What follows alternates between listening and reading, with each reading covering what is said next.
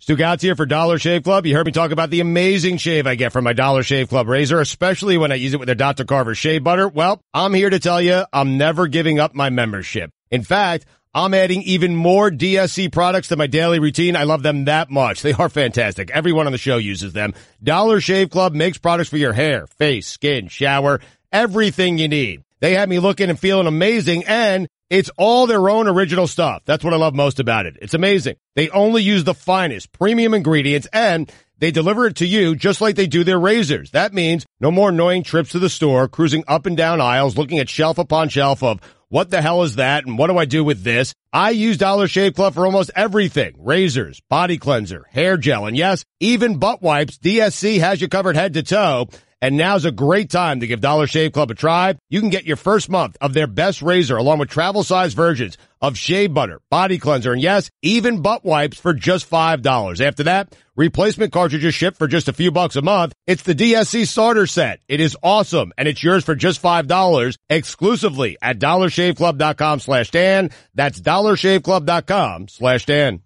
Hello, I'd like to deposit this to checking. Fate is a fickle master. What? The future is uncertain. Okay, and what's my account balance?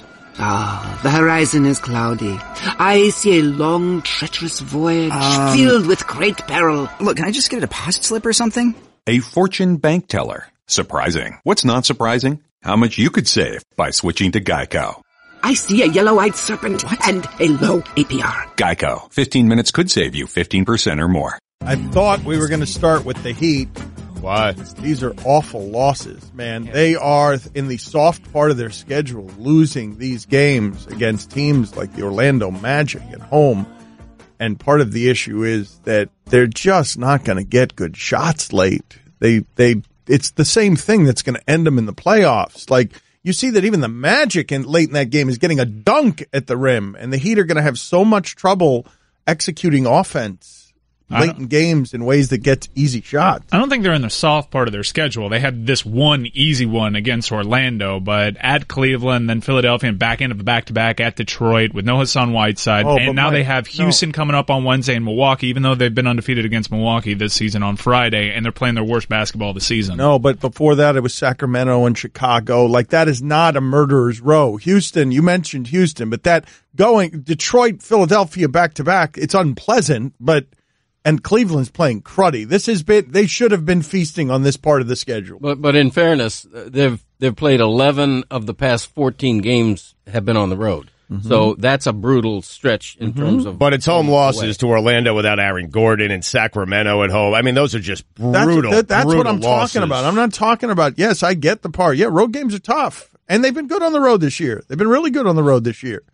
One of the few good teams on the road this year. But what's happening to them at home, like when you lose to the Magic in that game, and at the end of the game, you just can't get anything clean. Like, what kind of confidence did you have in the offense late in that game when the best you're getting is a Tyler Johnson three-pointer, and I know that's not what you want. And Winslow on these inbound plays, missing two wide open guys. I mean, what happened there? Did he think he was up against the 5-second clock where he's got Dragic running straight to the rim alone? I've got no idea what happened there. I mean, you've had the situation at Cleveland where James Johnson doesn't get a shot off, and then I understand they had a couple looks in the final moments, but in your final possession, you don't get a shot off. But you guys understand why that's happening, though, right? Like, you guys understand in terms of the history of basketball, the thing that you need in the playoffs is guy who, under any circumstances, can get his own shot. Yep. It's the genius of Michael, of Kobe, can get his own shot, doesn't matter what you're doing. And what you are seeing at the end of these Heat games, when it really gets clamped down, you see James Johnson can't do anything because LeBron's there. You see the end of last night's game where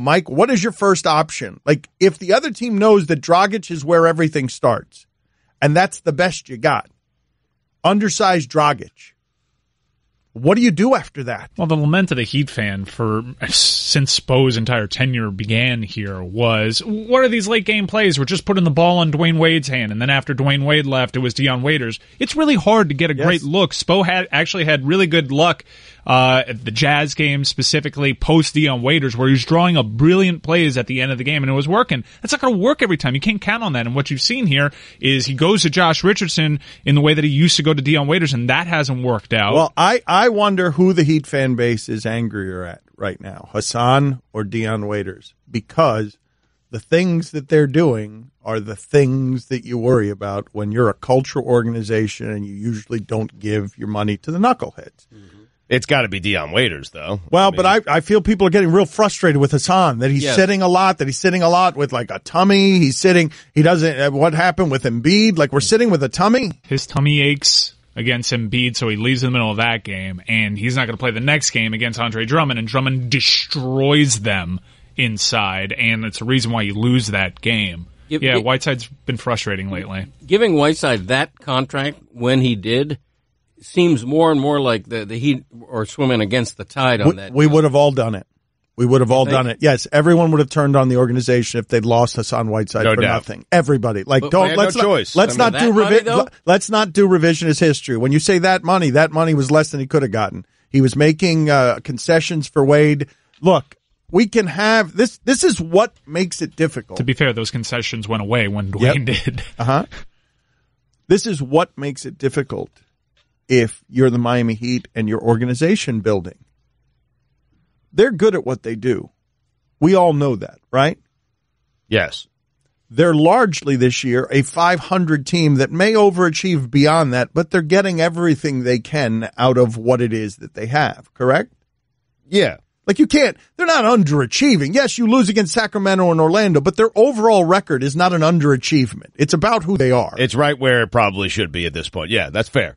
I mean, they rely on great coaching to be better than the sum of their parts. The Heat reminds me of a pitching rotation without a number one starter.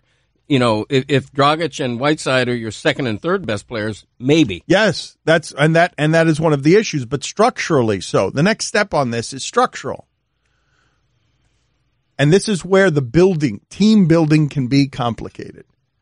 We'd all agree, right, that Hassan Whiteside as a player represents one of Pat Riley's great achievements in player development.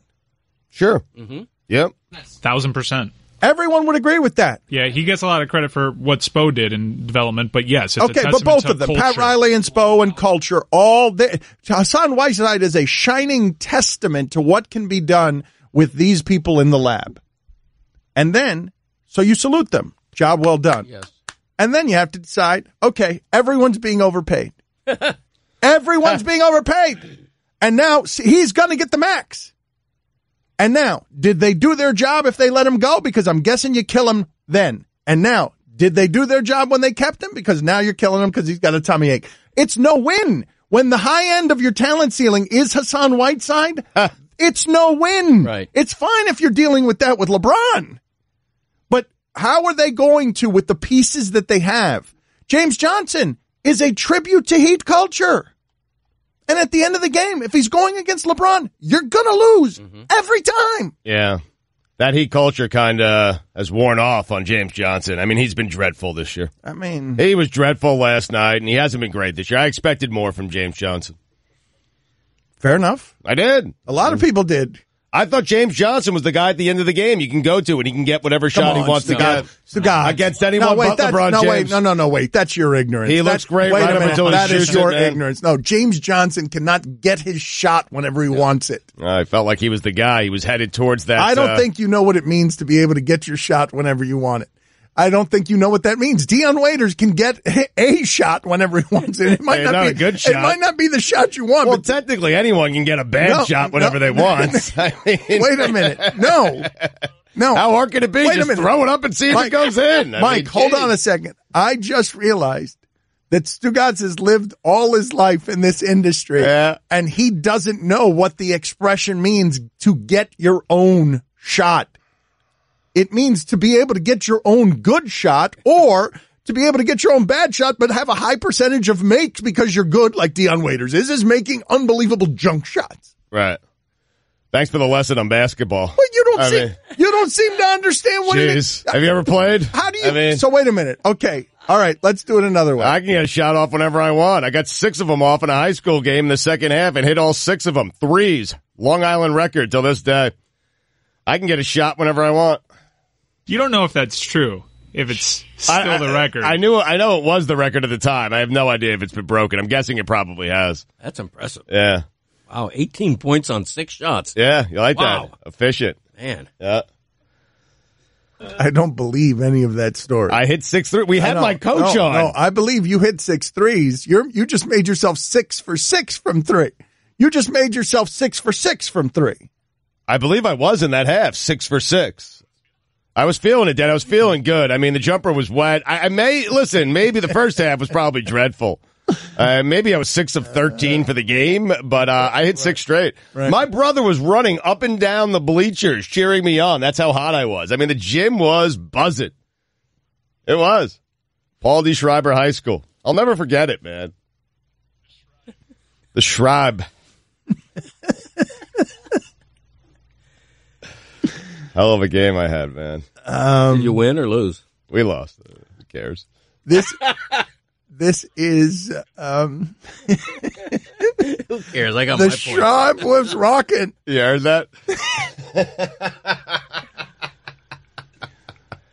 I heard that even though you were on the other side of the studio hiding your head from me. I just realized, I know that this is a musty reference, but I just realized that Stugotz and I are doing Abbott and Costello because Stugotz was delighting in annoying me with everything that he was saying. Like literally, I'm the fat guy. Or it's Abbott and Costello, yeah. Or Laurel and Hardy, I guess.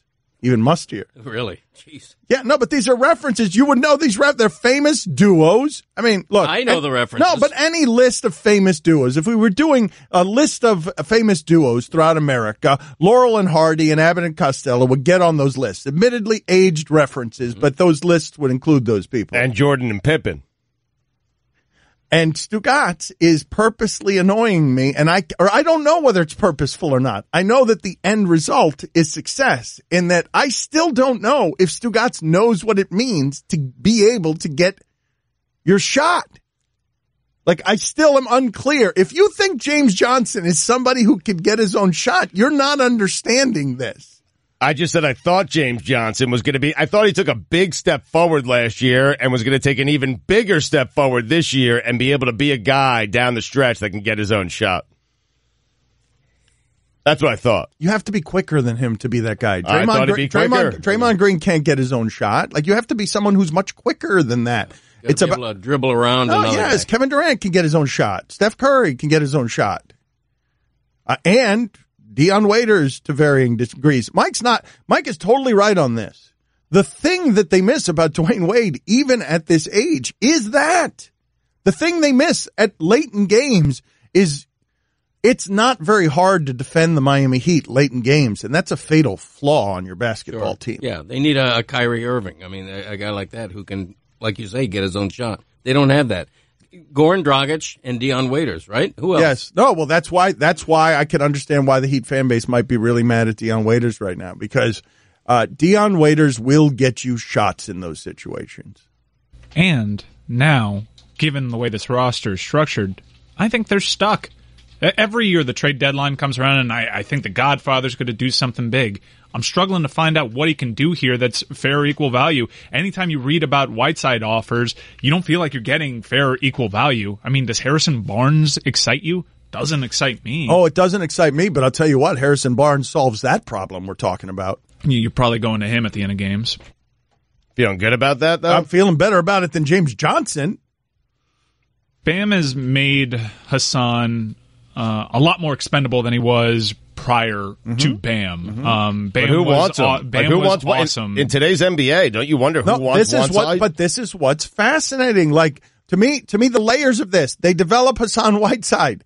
Hassan Whiteside now, the game has changed so much. That was a tribute to them, the development of Hassan Whiteside. But now you guys are sitting here telling me that A, they overspent for him, and B, you can't get anything for him in a trade. So you develop this value that you've built your team around and has part of your salary cap locked up in it, but you're not going to be good enough if you're too centralized around this one person. So now what?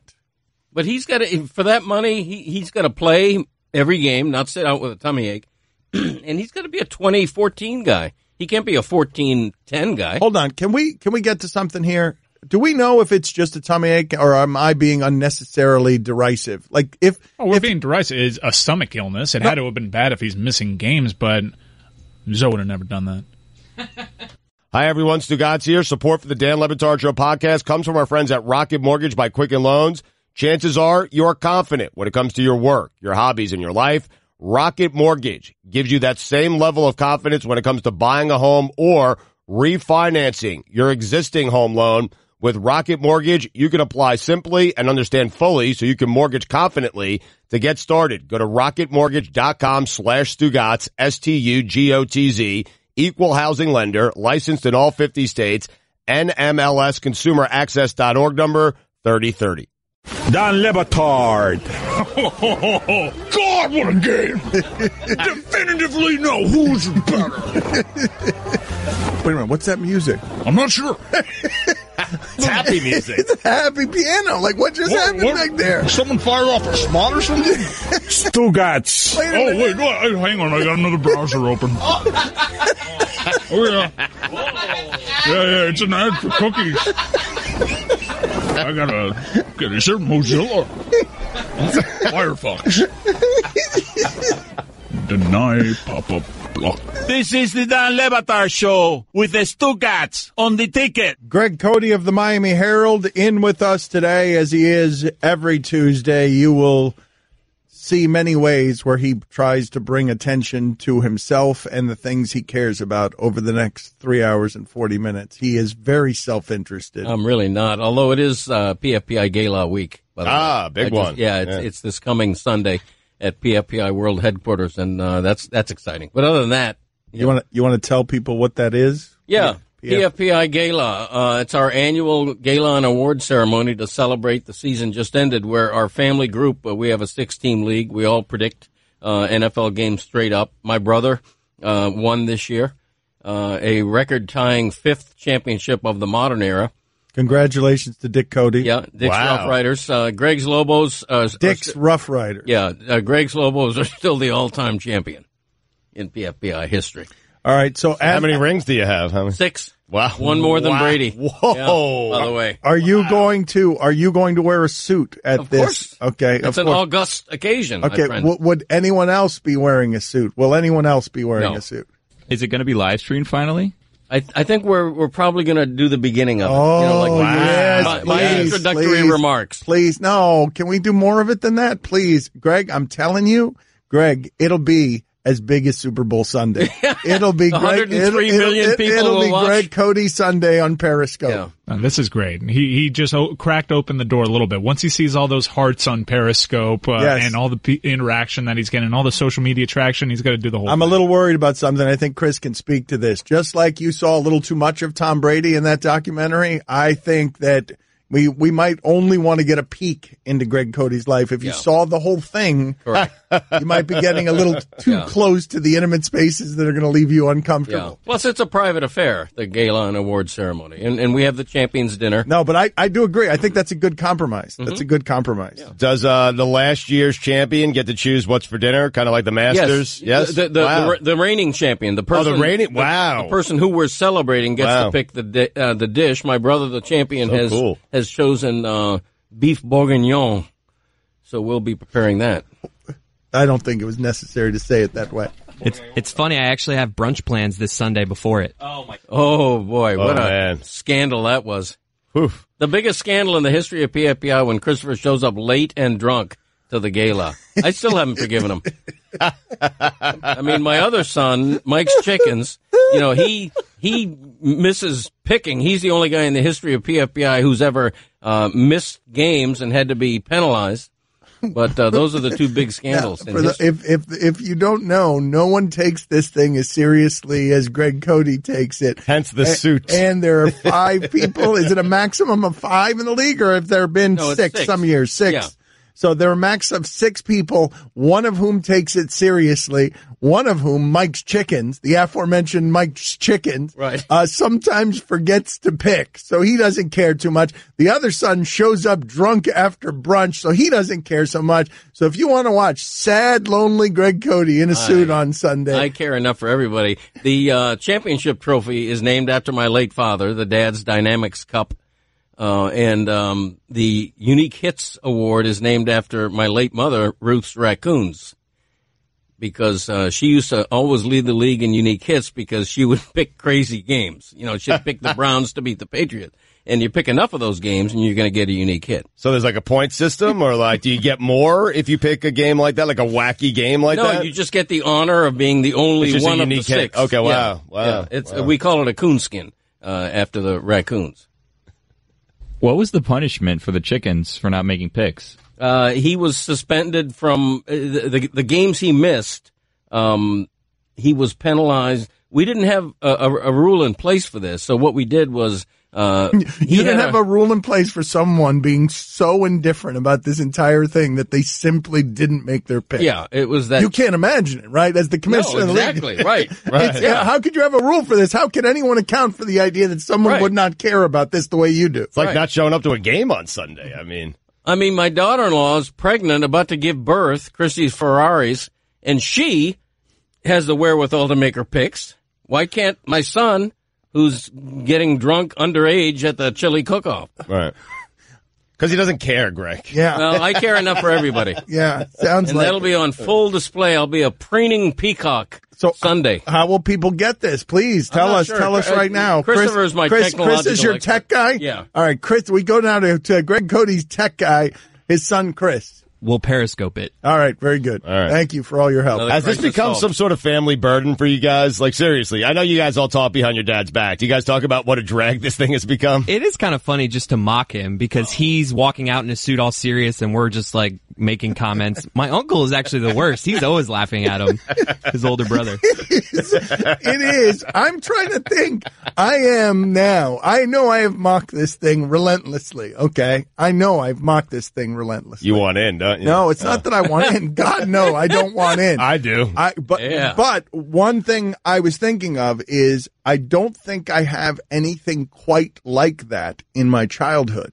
I'm trying to think of a weird family thing where basically this is Greg. Greg's in on the joke and not. He gets legitimately enraged when they disrespect this thing, but also he is taking note that he's in a suit and no one cares the way that he does about this. He's laughing at himself a little bit, uncomfortably. And I'm saying to myself, do you have something like that in your childhood? No. Like something among your family? Because the one thing I can remember is what my father did do throughout our childhood. We would randomly pick up the phone and start having a conversation with someone who wasn't there. Just an imaginary, and now we do that with him on television. He's very good at it. It's the only thing he does really well. Like, because he's been doing it all his life. Since my childhood, my father would just like walk past the phone, pick it up, and then just create this conversation with like an argument. He'd have a raging argument with somebody, and we'd be like, man, that's weird. Because we were, I didn't hear the phone ring. I mean, I was like 39 years old.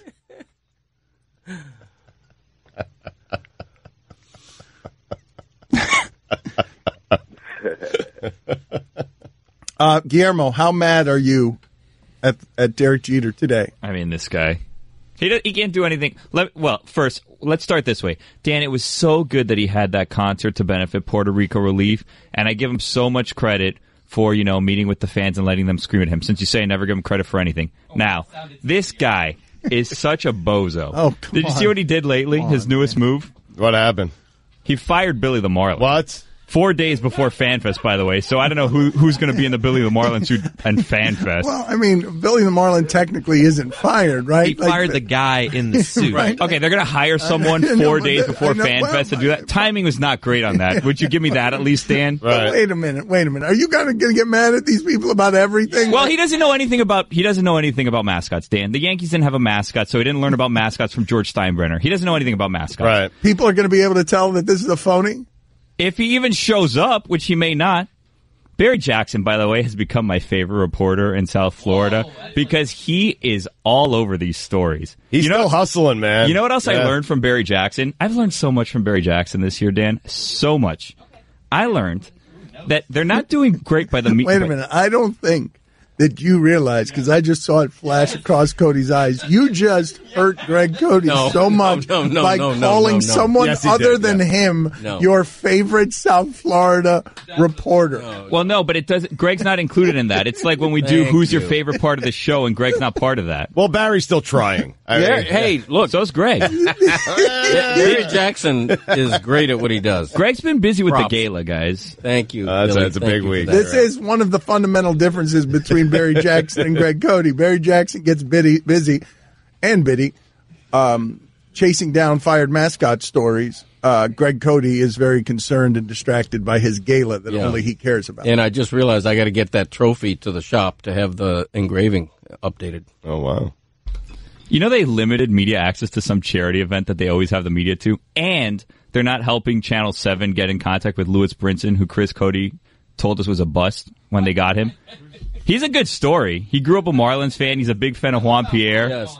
Chris just, came on here, called him a bust immediately. He didn't call him a bust, but he did say that in his role as assistant head coach to Piper High School, that guy went 1 for 4 against them, and he was out masterminded by the Chris Cote game plan. You start with the high heat, then you go off speed 0-2. But that's a guy they should want to get out there to people. They should. He's the face of the reboot. Everyone's requesting to be traded, and this guy's excited to be on the team, and they won't help people get in contact with him. Another thing that's frustrating, Dan, is that if you this is probably the most frustrating of all the stuff that's going on with the team. Last year, if you see in that Project Wolverine thing, they projected that they were getting $110 million from revenue sharing and national TV contracts. And then on top of that, this year they're getting an additional $50 million. So that's $160 million they're getting for free.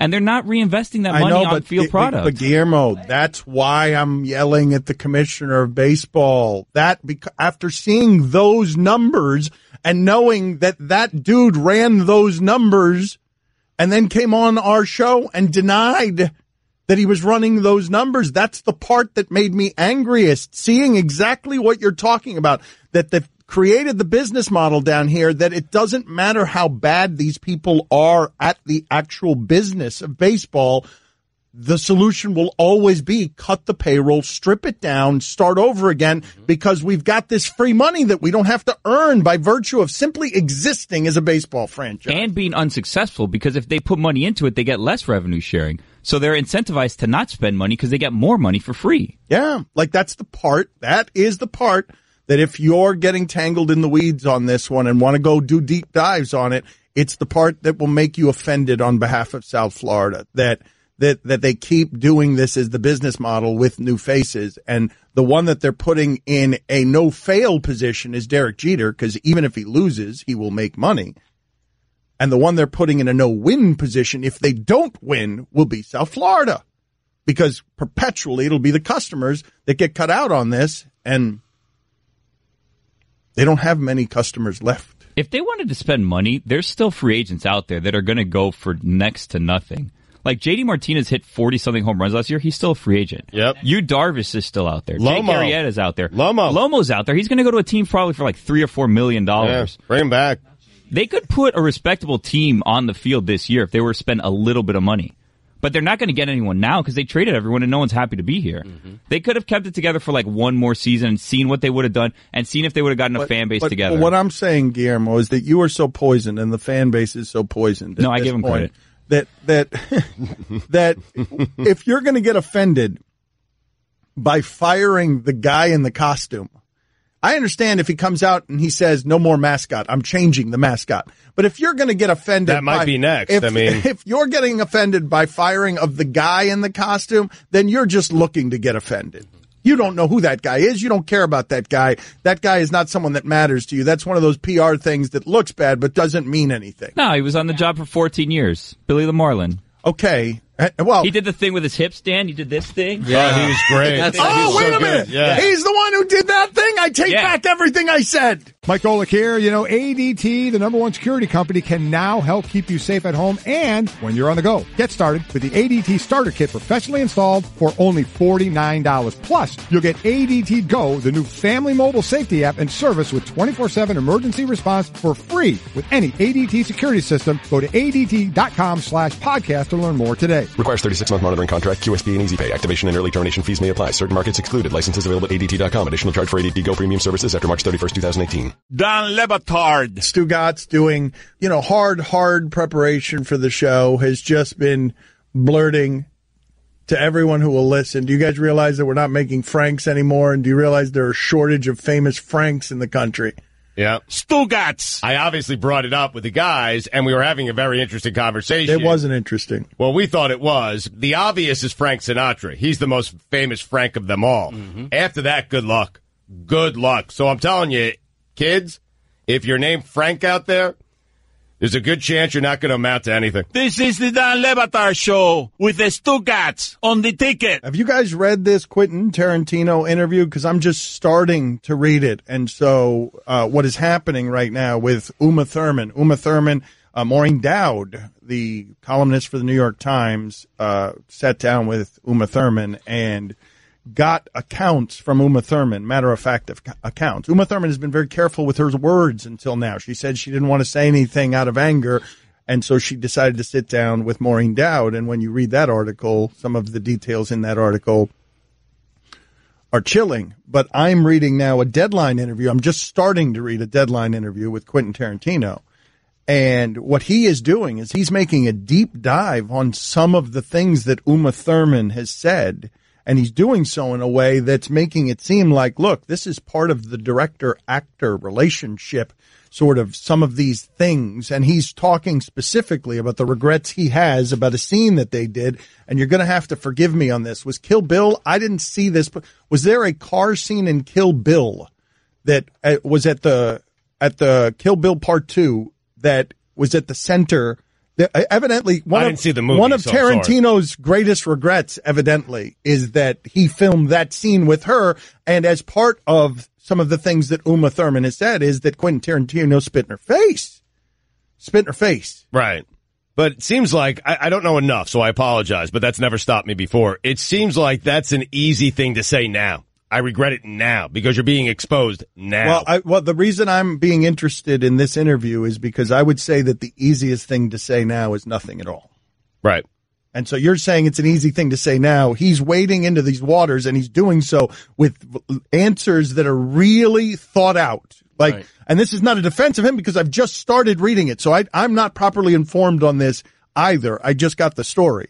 But as I read some of these details, Quentin Tarantino is heading where I haven't seen anyone head in this climate before, where he's actually trying to explain some of these things in the way that he defends himself in a manner that is I'm not used to seeing, because people are hiding behind publicists. People are hiding. They're saying the right words the right way because they don't want to get trapped in anything. I'm interested in that, in him, kind of explaining, hey, here's how we arrived where we arrived in Hollywood. I'm interested in hearing, from someone like him on that. I'm not interested in him saying, hey, I regret this, I regret that after the fact. It feels like Quentin Tarantino is committing career suicide with every syllable he speaks about this. And the other thing is Uma Thurman, I believe, was pretty seriously injured in that auto accident because he insisted that she do the scene rather than a stunt. Well, he is saying otherwise. Like this, these are some of the things that he's saying, just so that you understand. When she's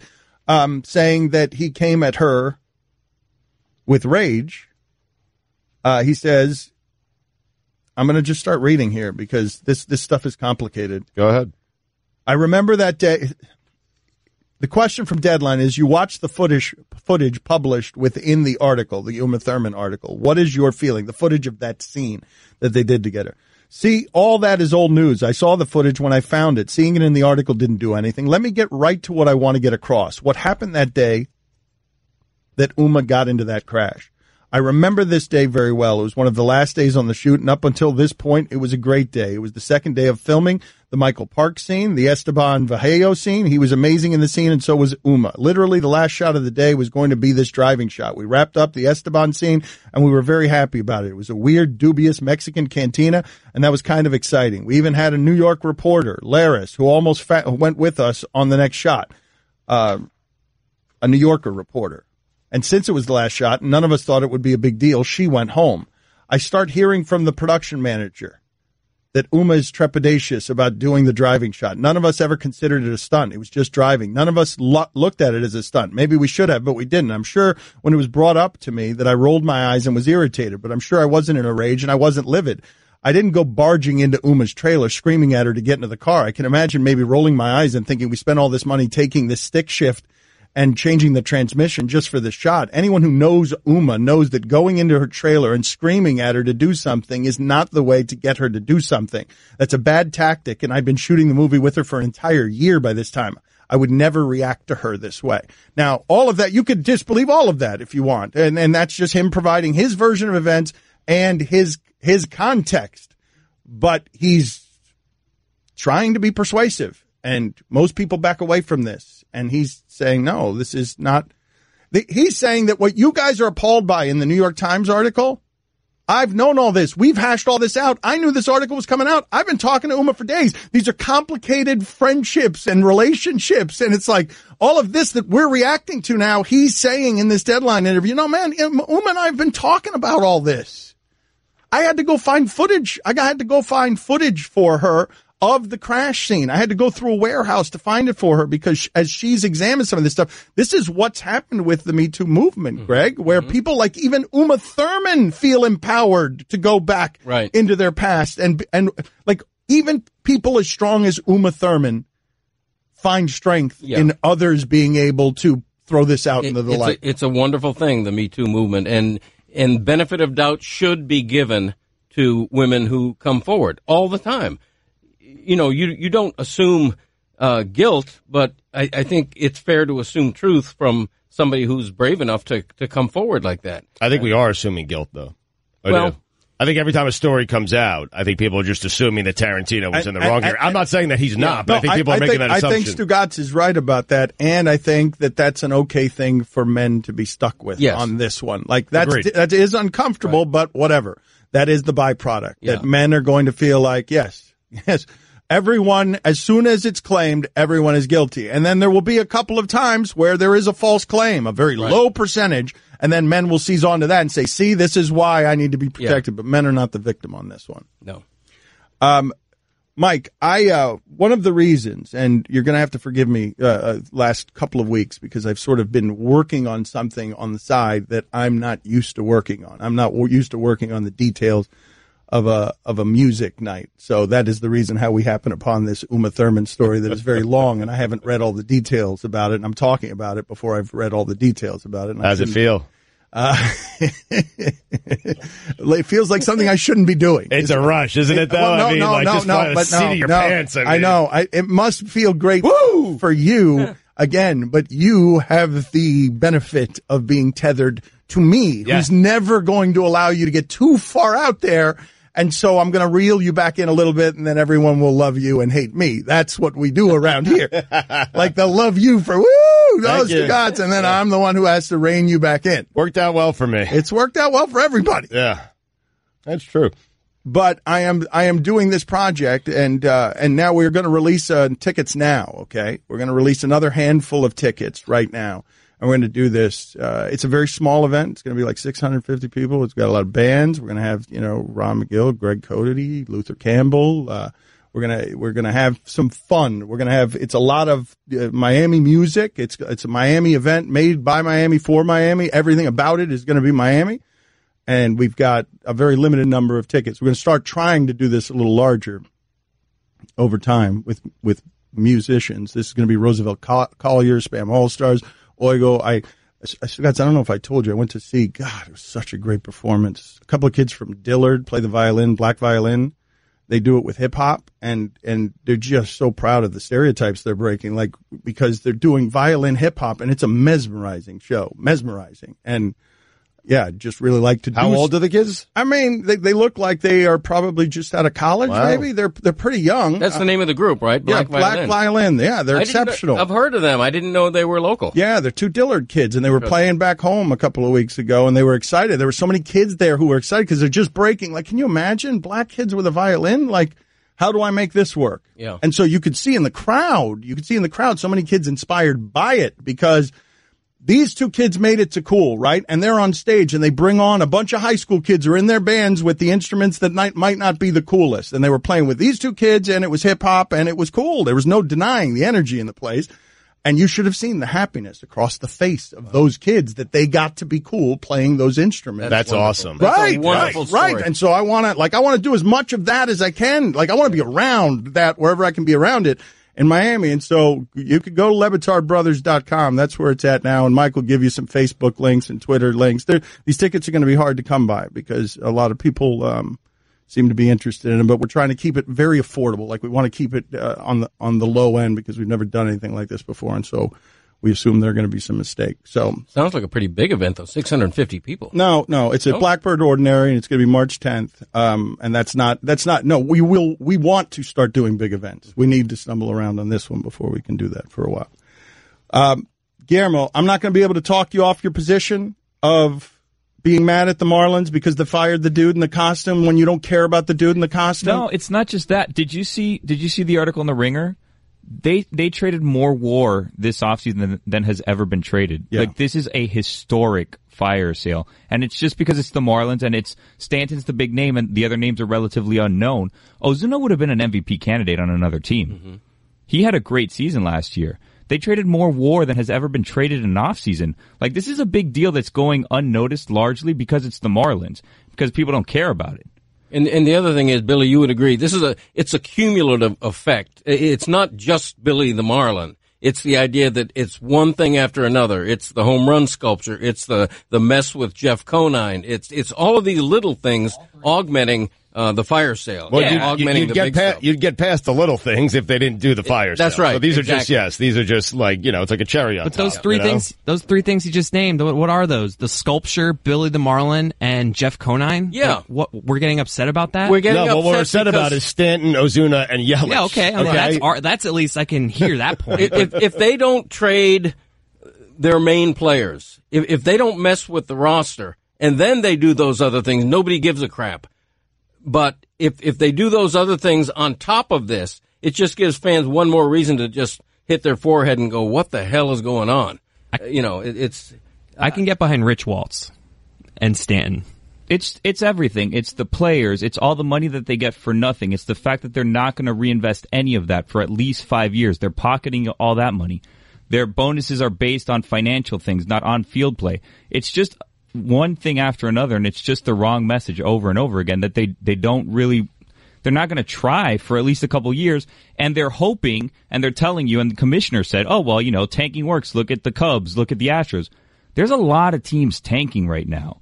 Like, there's a lot of teams that have this same strategy in place, and you're hoping that your team is the one that did it right, and that 5 years from now it pays off.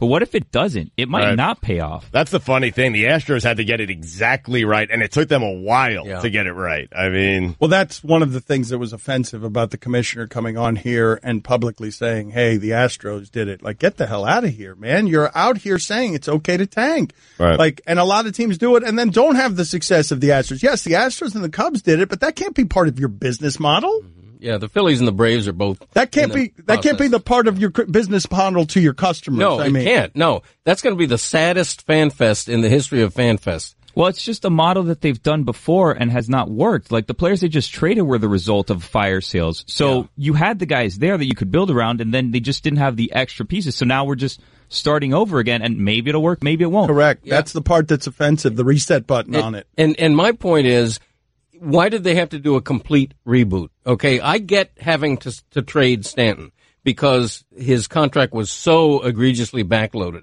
I get having to trade him. The problem with his stance, sorry for interrupting, the problem with his contract is, I would say the reason you have to trade his contract is because of the Chen contract, not even his contract. Because Chen contract, you can't move and you're stuck with. Again, it's bad business people doing bad business things and passing along the debt of that to the customer. And Major League Baseball being okay with it. And Major League Baseball at every turn being okay with the businesses being run poorly because they're ATMs. Yes, but my point again is if you keep Yelich and Ozuna, then fans are going, you know what? I get why they had to get rid of Stanton. That's business. Maybe. He gave him a bad contract. No, I'm with Greg on this. If they'd kept Yelich and Ozuna, even if they'd kept something. Yeah. Some allegiance, something to show that they cared about the feelings, what few feelings remained for this team. It would have bought them something. Yeah, and D. Gordon was a very popular player. They didn't have to trade him. No, D. Gordon wasn't value, though. The offensive one was Yelich. Yelich, right. Yeah, and maybe Ozuna. And maybe Ozuna. That's why if they were smart, they'd be parading around Lewis Brinson right now, who's excited to be on this team, and instead they're making it impossible for people to reach him. They got a lot for Yelich, is what I was going to say. Mm-hmm. They did get a lot for Yelich, and that is the part where you can make an argument on their behalf. Mm-hmm. Where if you get a lot for Yelich and you get value for value, then it becomes something that doesn't feel like Stanton, which was not value for value. No. At the very least, you feel like it was value for value in a contaminated ecosystem where you're already disgusted, where every move they make is going to be the wrong move because you're waiting for them to make the wrong move. Right. Lewis Brinson is a legitimate top tier prospect who's going to make an impact this season, but they haven't gotten many of those. They've gotten a lot of guys who are like the sixth, eighth best guy in a franchise hierarchy. I know the Brewers struggle with that. I remember, Council's the manager now there, and they struggled with giving up what they gave up for Yelich. Like they struggle with the idea, are we close? Because they had a very good season last year. Right. If I'm the Marlins, with all the publicity hits they've been taking, I parade Lewis Brinson as the new face of the franchise, as the face of the reboot. Hey, it's not all bad news, fellas. This is going to be a big player. No one cares. Parade him around all you want. No one cares about Lewis Brinson. But it's good news, though. It's a positive. It's the only news. True.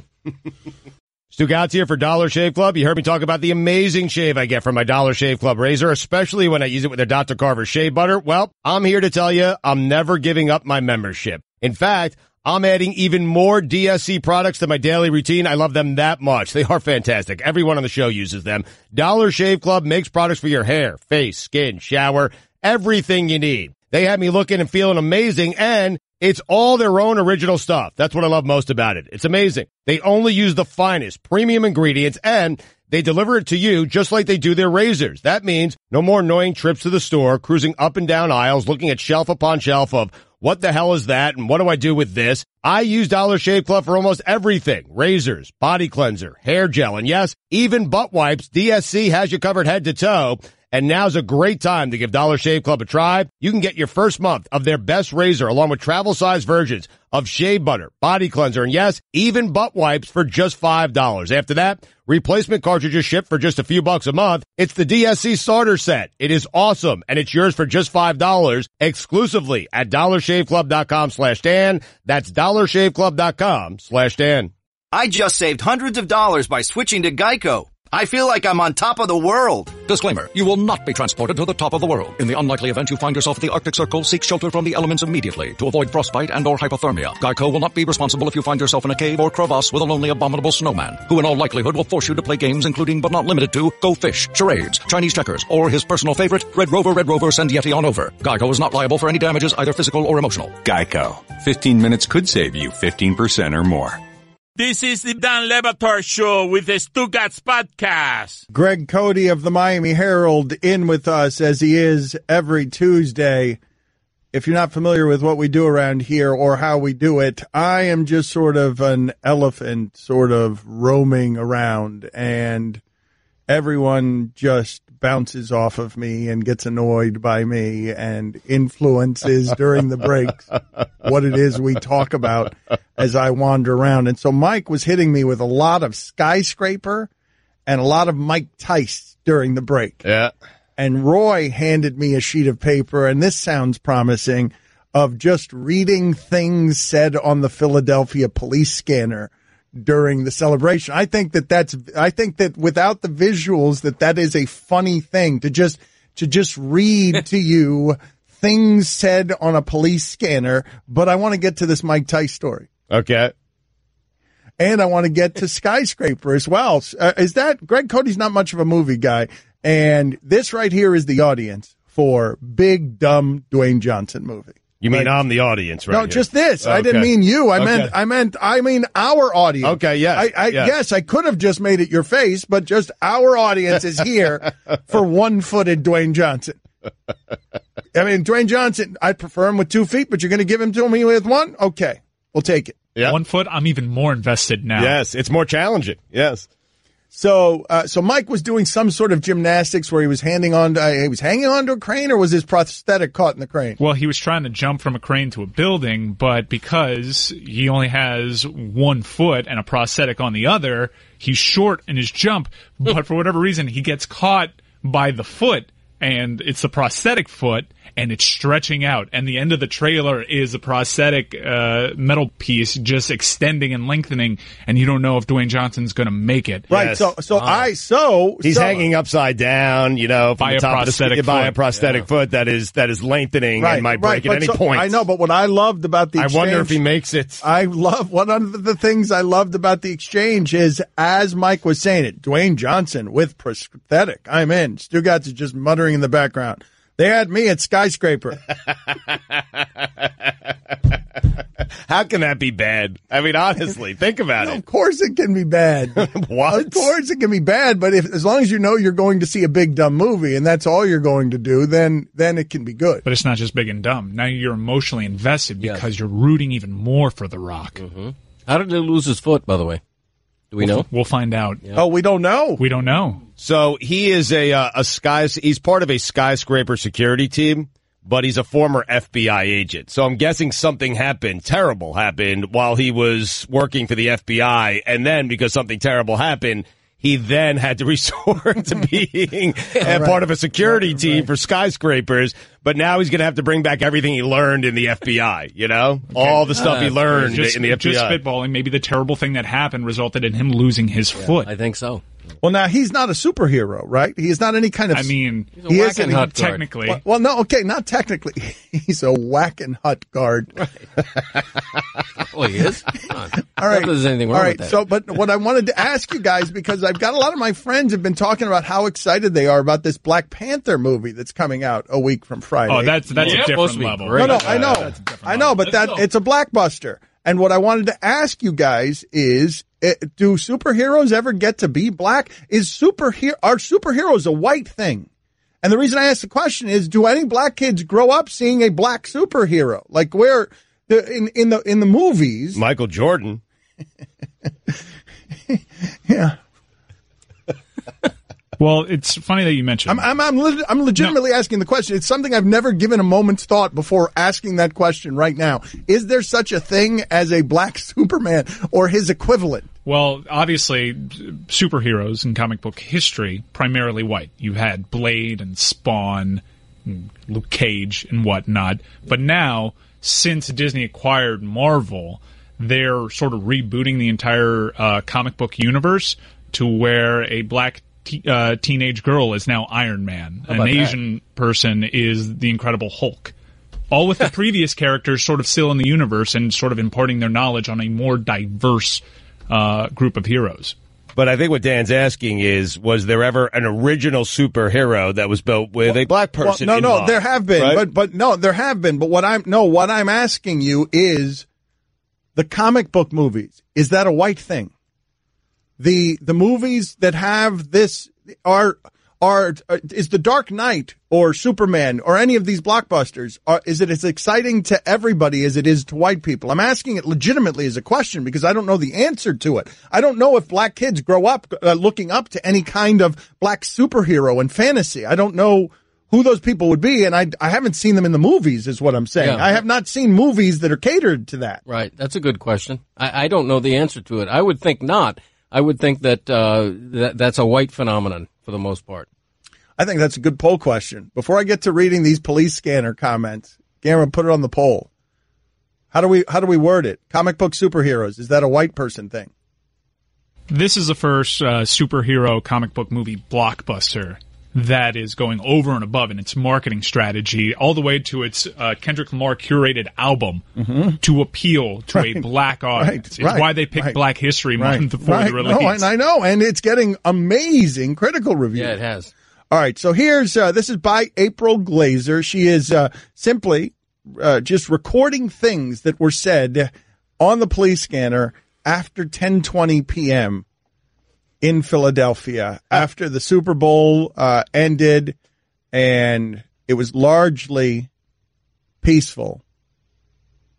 And then you get this, 10:36 p.m. We need somebody at Broad and Walnut, southwest corner, people on the pole. 10:40 p.m. I got about 2,000 college students coming from Walnut Street to 30th to Center City. 10:46 p.m. Chief, it's endless. It's endless, Chief. It's endless. 10:53 p.m. About 4 stories above the Wawa, we got people out on the ledge. I love the Wawa, man. I can't tell how they came up. If they're not allowed to be there, can we get them down? They're coming out of the window. 10:57 p.m. Be advised that someone is flying a drone in the area at I-5 and Market. 11:04 p.m. They're climbing the fence. 11:11 p.m. They're on the trash trucks. Get them off the trash trucks, guys. 11:14 p.m. Multiple people on Broad Street swinging again on the light poles. 11:23 p.m. I got a group jumping up and down on tractor trailers now. 2 white men in black jackets and blue jeans. 11:25 p.m. I need to get the fire extinguisher out of my trunk. I got a fire on Broad Street just south of South. Someone lit a Christmas tree on fire. Sal Pal. 11:26 p.m. They just flipped the car over here. Medical response team over here. Greatly appreciate it. Jeez. Imagine if they lost. Oh, no, I'm keeping out all the assaults and stuff. I'm just reading through the funny ones. Like, I'm keeping out all the actual bad stuff. 11:38 p.m. They're trying to tear multiple light posts down, and I don't have anyone to counteract it right now. 11:42 p.m. They're climbing up the fire escape onto the roof. 11:44 p.m. A man jumped off the light pole and landed on his head. 11:45 p.m. We have a light pole down on the east side of Macy's Corner. 2 live wires. Live wires. 11:51 p.m. On the southeast corner, the pole is about to collapse. There are about 40 of them on there. 11:53 p.m. We have a large crowd throwing bottles and chanting Meek Mill.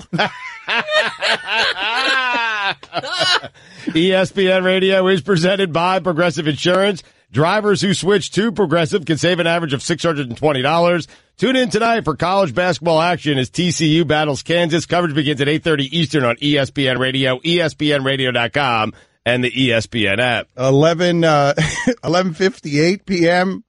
I got a male in custody in this location. Says he's an off-duty cop. 12:24 a.m. I got someone jumping on top of our fire truck now.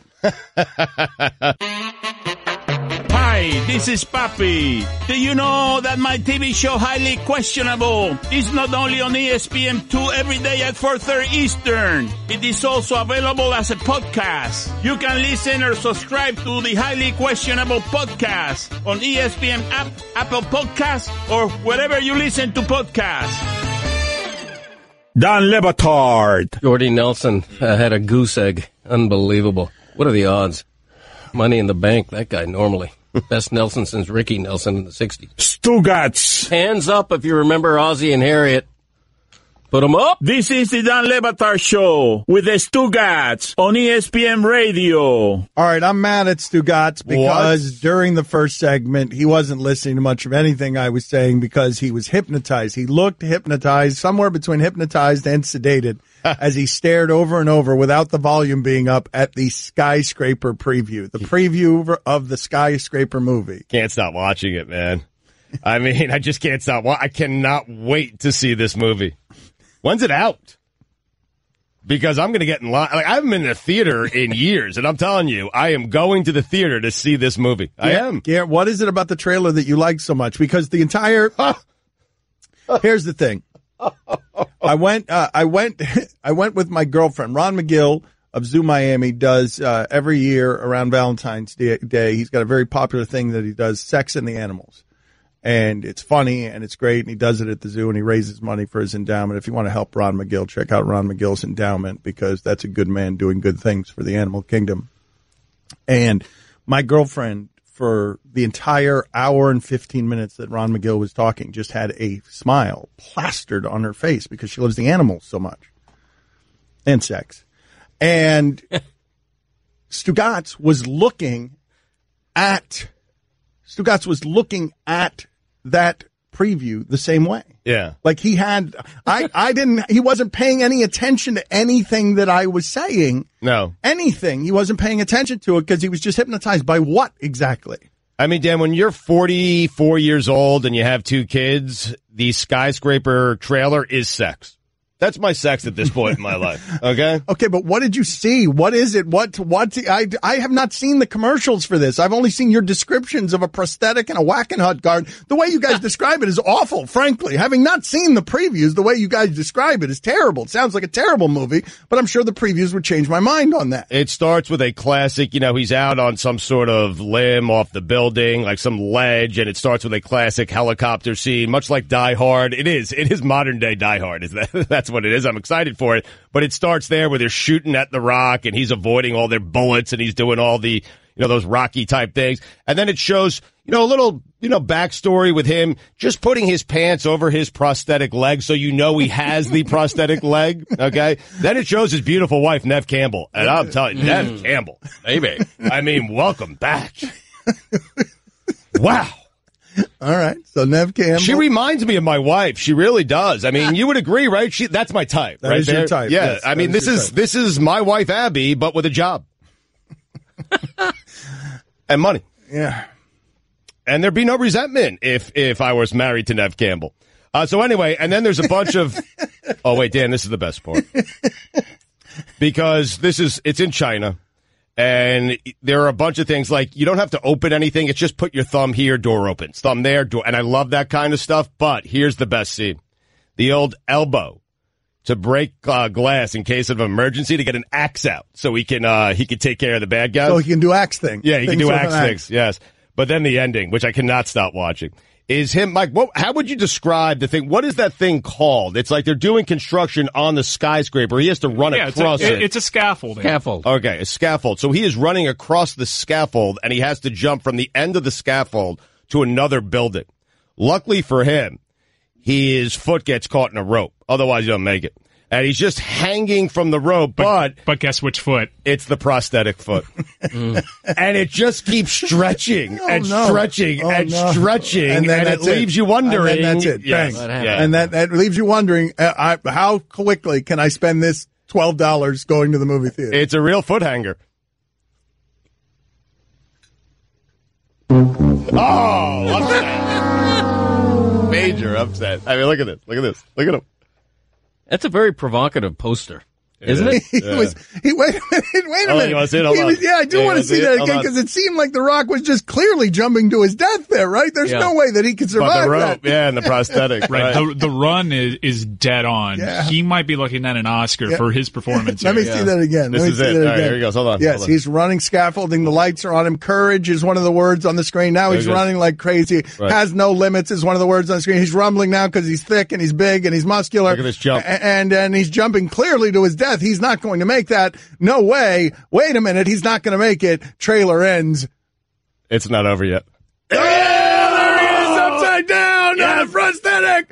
Prosthetic is stretching. He's going upside down. It just says summer. Oh, my God. Fast forward all of time and allow me to age several months quicker than I normally would just so I can get to summer. Have you guys ever wanted to see, like, movies on what happens right after these things happen? Because, like, there's all these movies where these skyscrapers are falling down and stuff, and, like, that has to be such a pain in the ass to rebuild that city, right? Yeah, just someone cleaning up. Yeah. Clean up after? Yeah. No, I never won this. I've never wondered about that. No, I'm suspending disbelief. I understand that none of this is real $2. Plus, Dwayne Johnson had to have a foot amputated for this role, which is really method acting. I mean, when you do that, you're a serious actor. Credit to him. Does Carson Wentz have a championship in your personal record book? Yeah, he does. He does? Yes, he does. He does. He does? Yeah, Carson Wentz absolutely does, yes. If LeBron... I'm not certain about Nick Foles yet, but Carson Wentz does. What? I don't know. Nick Foles absolutely has to. He joined a pretty good team. Yeah, played three. Listen, he only played like 3 or 4 games. He joined a really, really good team that was doing just fine without him. I don't know. Foles definitely... I'm sorry. Wentz definitely. Foles, I'm still debating. That's one of the weird... I got to consult some of my people. It's one of the weirdest takes Stugotz has ever had. It's really not, if you think about it. Greg, you understand what I'm saying? I do indeed. Would the Eagles have landed in the same place with or without Nick Foles? Meaning if Carson Wentz never got hurt, did they win it all? I understand your larger point. The inconsistency I'm objecting to is the idea that you're giving one to Wentz and not to Foles. Well, it's my personal record book. And there's where I'm always trapped. That is always the end to all arguments. I mean, listen, in your book, you want to give Foles one? Go ahead. Can I ask you a question about Wentz? What if he continues to play on this very good team with Philadelphia, but he doesn't actually win a Super Bowl? He goes several years without it. Listen, in my personal record book, I can give someone a ring and then take it away. I told you this before, yes. Yes, wow. I mean, if LeBron goes to Golden State, I'm telling you, every championship he wins with Golden State, I take 2 away. Okay. Yes, once Stugotz, I love that Stugotz's personal record book also includes like a time machine. Yeah. Make me a bicycle, clown. Now, if Foles goes somewhere else and wins, or they trade Wentz, and Foles continues on and wins more championships with the Eagles, I'll revisit this conversation. Guillermo, but for now... Guillermo, put it on the poll, please. Does it make any sense that in Stugotz's personal record book, Carson Wentz has a championship and Nick Foles doesn't? Super Bowl MVP. Don Le Batard. You know, that utopian scenario is waiting a long time for a continuation. Right. Let's get to Utopia already. Let's go. Let's go. All it's cracked up to be Utopia? Yeah. Or is it overrated? That's what we need to find out first. Stugotz. Kind of overselling it, right? Yeah, there is no Utopia. Get there and be very disappointed. Right. Sort of unrealistic to expect a Utopia, quite frankly. Just deal with the real world first. Exactly, right. Worry about Utopia and heaven later. You are dead on today, my friend. Continue with your program. No, thanks! This is the Don Le Batard Show with the Stugotz on ESPN Radio. Greg Cote of the Miami Herald in with us. If you are just joining us, the reigning Super Bowl MVP and NBA Finals MVP do not have titles, according to Stugotz's personal record book. Correct. So if LeBron James were to sit right now with an injury and the Cavs somehow won through the playoffs without LeBron James, you would give LeBron James no credit for this title, but Carson Wentz gets credit for that title. No, LeBron James, if that played out, if LeBron James went down tonight, we certainly don't hope that happens, and they went on to win a championship, which seems implausible. Right. You would still give it, but it does seem give LeBron a ring. You would give LeBron a ring. What if KD did it? What if KD goes down right now and the Warriors win the title? No, I mean, KD played last year and was the finals MVP and didn't get a ring. Why would he get one this year? I mean, what's going on, man? You're having trouble keeping up with my personal record book. Why would I give KD's never going to win a ring, period. The only way KD wins a ring is if he leaves Golden State and goes to a team that has maybe one superstar, and if he does that and wins a championship there, I'll give him a ring. I'll give him a ring. Right now, he's -1. What? He's -1? Yep. He's negative. You could be -1 in my personal record. You can be minus anything in my personal record. He owes you a ring. Wait a minute. I did not know that Kevin Durant is in the rare position of being beneath Charles Barkley, who hasn't won a ring, and Dan Marino, who hasn't won a ring. Right. He's beneath them with -1 rings. I did not know that was an addendum to the personal record book. Yeah, the path was so easy that he took that I took away. Wow. And so he's starting in a bad place, a place no one else has ever started before. He's starting at -1. He's drawing dead, man. Yes, yeah. So he's got to win a ring to be at 0. If he goes to, let's say he goes to the Knicks. No, he has to win a ring without playing for Golden State. He goes to the Knicks with Porzingis, and I love the Knicks. He goes there and he wins a title, then he has 10 rings. How about that? I'll take the one back, then he's even, and then I'll give him 10 more. He wins 11 championships if he goes to the Knicks. KD, if you care. You go to the Knicks and win a championship, I'm going to give you 11 rings. How about that? Well, here's what's funny about that. Stugotz just turned to a camera. He has no idea if it's the right one on ESPNU and spoke directly to KD. Yeah. As if KD were watching this show on ESPNU and cared about, wait a minute, I could get 10 championships instead of the -1 I presently have. Well, here's one of your delusions that you share with my father, because Stugotz is sitting here saying he cares. He cares what I think. I mean, Dan, have you seen him since they've won the championship? Have you seen KD, like the way he's been acting, trying to validate what it is that he did? This is what I want to ask you guys, though, because my father, I'm not sure my father's wrong about this, but my father's got delusions the same way that Stugotz does. So I ask you guys this question, because this is funny. My father has unreasonably, and to my great shame, been calling LeBron James and Dwayne Wade for 2 years now the Snake Brothers. He does things on television where he moves his hands like cobras, he makes them hiss, and he continues to call them the Snake Brothers. Wow. And the other day there was a soundbite, and LeBron said, well, when a player takes control of his own power, then he's a snake. Then he's a snake for leaving his organization. And my father is taking credit. My father's yelling to anyone who will listen. He watches the show. He sees me doing the snake dance. He knows that I've called him a snake. No one else in the media is calling him a snake. I'm the only one calling him a snake. Mm-hmm. And he hears me. Poppy's right. No doubt in my mind. No, because I'm talking to two people here who are at the height of self-delusion and narcissism. Like the two of them think that everything they say is being heard by all. Right. Well, it is. Of course it is. LeBron's listening right now. Yeah.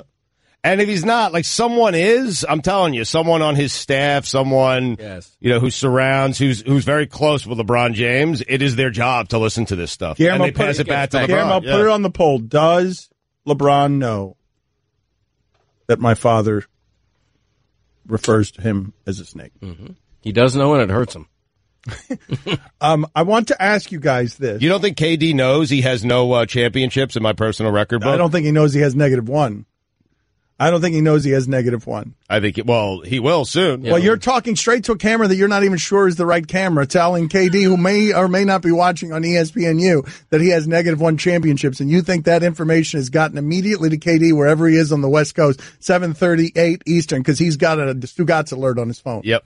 Kevin Durant did kind of tweet at you once. Now, he was tweeting at incarcerated Bob, who was tweeting about something that you said. Yes. But he knows, and J.J. Watt certainly knows. He definitely knows, yeah. Frosty. Woof. I mean, I tried to have conversations with that guy on Twitter. It ain't happening. And KD did tweet something at me. Wait a minute. All the bad stuff you've said about J.J. Watt I tried to get him on the show. I mean. Really? Oh, yeah. Figured if someone we wanted on the show, I did. I tried to get him on the show. You have no shame. Nope. You've been just crushing J.J. Watt. Let me ask you guys this question, because a lot of people got mad at me yesterday because I said, and my wording was too strong, I said that it was that call that everyone is celebrating today, at the 4th and 1, a tight end / wide receiver throwing the ball to Nick Foles. Oh, the grapefruits on Doug Peterson. That is the way that I have wanted coaches to coach fearlessly for a long time. But what I'm saying is, in that particular situation, 4th and 1, if you're doing results versus process, I know the result worked. I know what happened. That Nick Foles caught it, we celebrated it, and America saw that Doug Peterson was really revolutionary, smart, and fearless against Bill Belichick. We all saw how it ended up working out. But if I lay out for you 4th and 1, Philadelphia Eagles, choose from among these plays, how far away do you want to get from what you do best? That's about as far away as you can go from what they do best. In a game where they were best at everything and they kept overwhelming them, that is as far away from what they do best as anything. So you could celebrate the element of surprise. I'm just questioning whether the process was sound in getting to the result. Because that call, taking the ball out of your quarterback's hands to have someone, first of all, wait a minute. Having a running back flip it to a tight end or wide receiver, having that tight end or wide receiver throw a ball when he's not a professional thrower, even though he threw the ball in college at Florida backing up Tim Tebow. Right. And having him throw to Foles, catching the ball, catching the ball. Nick Foles. Right in his hands as he's wide open. But we saw the same thing. To Dan's point, we saw Brady drop that ball earlier in the game. Right. Yes. All I'm saying is that if somehow Foles had dropped that ball, everybody would have been there very quick with what kind of call is that?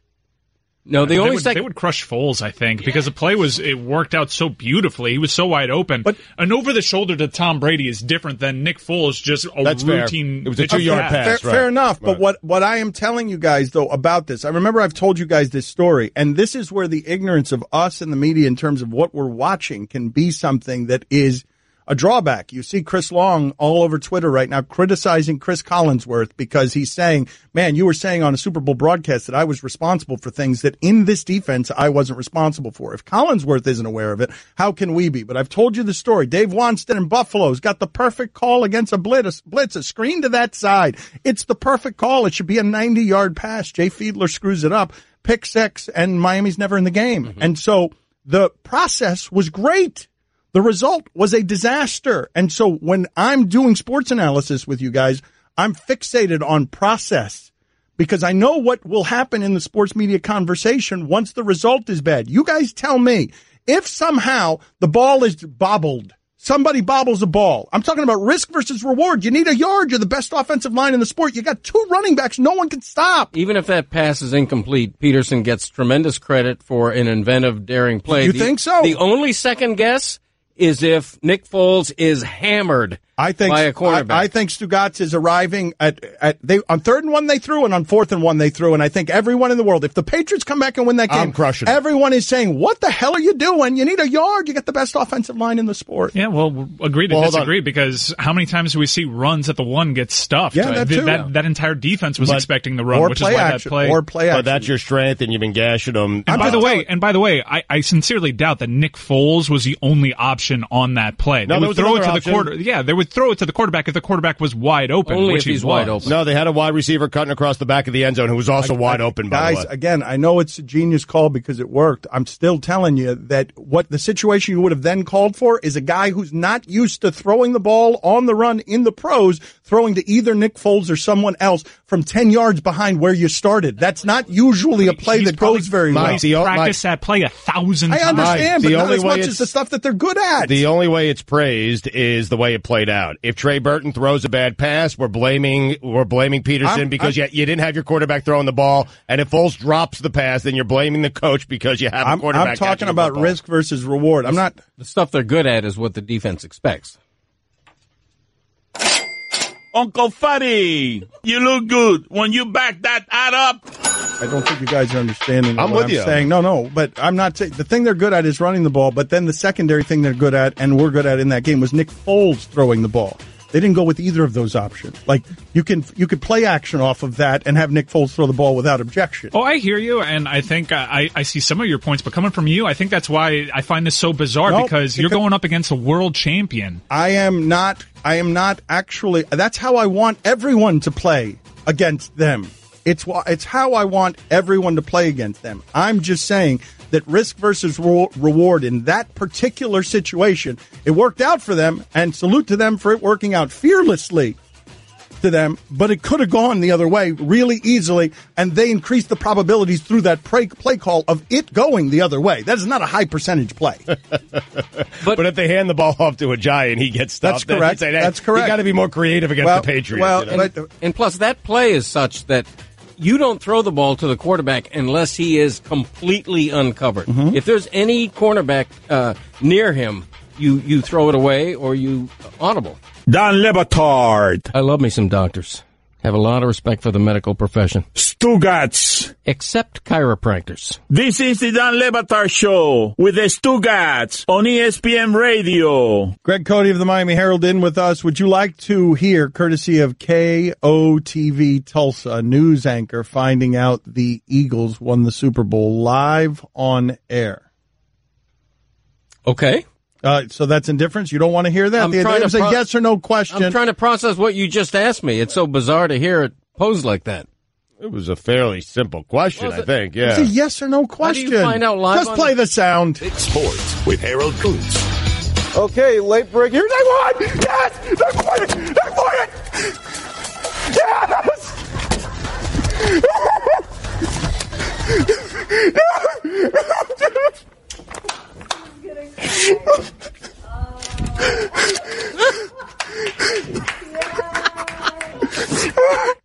Oh my God. What's the matter? You seem stunned right now. Well, I'm upset at you because you think it's fake. It is. And I'm upset at Greg Cote because I asked him a very simple question and he made it the, Pythagorean theorem for some reason. Who finds out live on the air that a team has won? The whole country's watching the game. So he's working in the work. He had to work. My God. He's a local news anchor who found out. Yeah. Yeah, the only he's faking, like Dan, there's no way he has that kind of reaction if he's just sitting at home watching the game by himself. He played it up for the cameras. That's all I'm saying. I can't help you, Greg, but I'm just telling you. I'm not saying it's a fake reaction. He played it up for the cameras. Guillermo, put it on the poll. Which is worse, Stugotz saying that's fake or Greg Cote just being a dope? They'll hammer me on this one. Sound of the Day is brought to you by Dollar Shave Club. Upgrade the shaving with a fresh blade whenever you want for a fraction of the price. Join DollarShaveClub.com today. They should hammer you. I thought it was an easy yes or no question. I don't know how to make it any easier than that.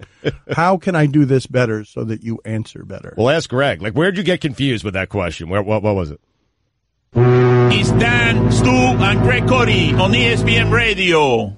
Stugotz here for Dollar Shave Club. You heard me talk about the amazing shave I get from my Dollar Shave Club razor, especially when I use it with their Dr. Carver shave butter. Well, I'm here to tell you I'm never giving up my membership. In fact, I'm adding even more DSC products to my daily routine. I love them that much. They are fantastic. Everyone on the show uses them. Dollar Shave Club makes products for your hair, face, skin, shower, everything you need. They have me looking and feeling amazing, and it's all their own original stuff. That's what I love most about it. It's amazing. They only use the finest premium ingredients, and they deliver it to you just like they do their razors. That means no more annoying trips to the store, cruising up and down aisles, looking at shelf upon shelf of what the hell is that and what do I do with this? I use Dollar Shave Club for almost everything. Razors, body cleanser, hair gel, and yes, even butt wipes. DSC has you covered head to toe. And now's a great time to give Dollar Shave Club a try. You can get your first month of their best razor along with travel-size versions of shave butter, body cleanser, and yes, even butt wipes for just $5. After that, replacement cartridges ship for just a few bucks a month. It's the DSC starter set. It is awesome, and it's yours for just $5 exclusively at DollarShaveClub.com/Dan. That's DollarShaveClub.com/Dan. Hello, I'd like to deposit this to checking. Fate is a fickle master. What? The future is uncertain. Okay, and what's my account balance? The horizon is cloudy. I see a long, treacherous voyage filled with great peril. Look, can I just get a deposit slip or something? A fortune bank teller. Surprising. What's not surprising? How much you could save by switching to Geico. I see a yellow-eyed serpent and a low APR. Geico. 15 minutes could save you 15% or more. Don Batard. Have you guys heard this story? Bas Rutten fighting a dog? Well, I've never heard of Bas Rutten, so. Bas Rutten's been on the show, Stugotz. Like, the idea whatever. that you've never heard of him. He's been on the show several times. Stugotz. Is that B-O-Z? It's B-A-S. Yes. B-A-S. All right. I was, because there's Boz Skaggs. Boy, you guys are dragging this thing right into the quicksand. Well, why are you pronouncing it Boz, though? Right. Probably like Baz or something. Exactly. Bass. B-A-S, right? Bas Rutten. Bas would connote a Z, right? Right. Yeah, it's like a Scandinavian Z. Yeah, name. like Bos, like Bosworth. Bas Rutten. B-O-Z. Yeah. Yeah. Continue. Something about a dog? What's the dog's name? Speedy. Speedy Rutten. This is the Dan Le Batard Show with the Stugotz on ESPN Radio. Some real tension in the studio right now. It's hard to believe. Wow. It is hard to believe, but we are going to have this out. We are all going to have this out on air in a second. ESPN Radio is presented by Progressive Insurance, with insurance for cars, home, boat, motorcycles, RVs, and commercial vehicles at 1-800-PROGRESSIVE and Progressive.com. Guest on the Dan Le Batard Show appear via the Shell Pennzoil Performance Line. Chris Mortensen will be there in 1 hour, noon Eastern. And Chris Sims will join us at 12:30 Eastern. Here's your SportsCenter update. Dirk Nowitzki became the 6th player in NBA history to play 50,000 minutes, reaching the milestone last night as the Clippers beat the Mavericks 104-101. Third baseman Todd Frazier, the Todd father, has signed a 2-year, $17 million deal with the New York Mets. And finally, using laser technology, researchers found a vast network of missing ancient Mayan cities that was home to millions more people than previously thought. The metropolis features more than 60,000 houses, palaces, elevated highways, and other human-made features that have been hidden for centuries under the jungles of northern Guatemala. Fascinating.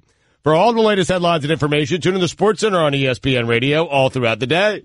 I want to get to the Cavs, and I want to get to this big Mike Tice story that Mike Ryan wants to talk about. Oh, yeah. Forgot about that. But before we do, I want to deconstruct what happened at the end of the last segment. For those of you who don't know, Greg Cote of the Miami Herald is a dear, dear friend, one of my closest friends in the universe, longtime Miami Herald colleagues. And he has a way of frustrating me like few other people in the world because he is so incredibly self-involved, and I bend to almost his every whim. And so what ends up happening is he is just all he's been doing around here all day today is orchestrating and organizing this gala, this fantasy, whatever, this gala. What?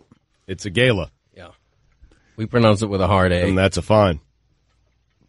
This gala that he is doing on Sunday. He keeps calling his son in here.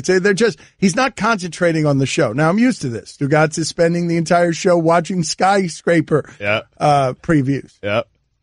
I mean, so how can you not watch it? I mean, he's jumping off, like, what is it called again? Scaffolding. Yeah, I'm watching it again right now. It appears this is a crane. This is the extension of a crane. I think it's a crane, a crane extension, and he's jumping off. And again, he dies if not for a prosthetic leg getting caught in a rope. All right, but let me explain something to the audience, because we have a lot of fail-safes. Greg Cote is from an older newspaper time. This radio thing and the lights elude him sometimes.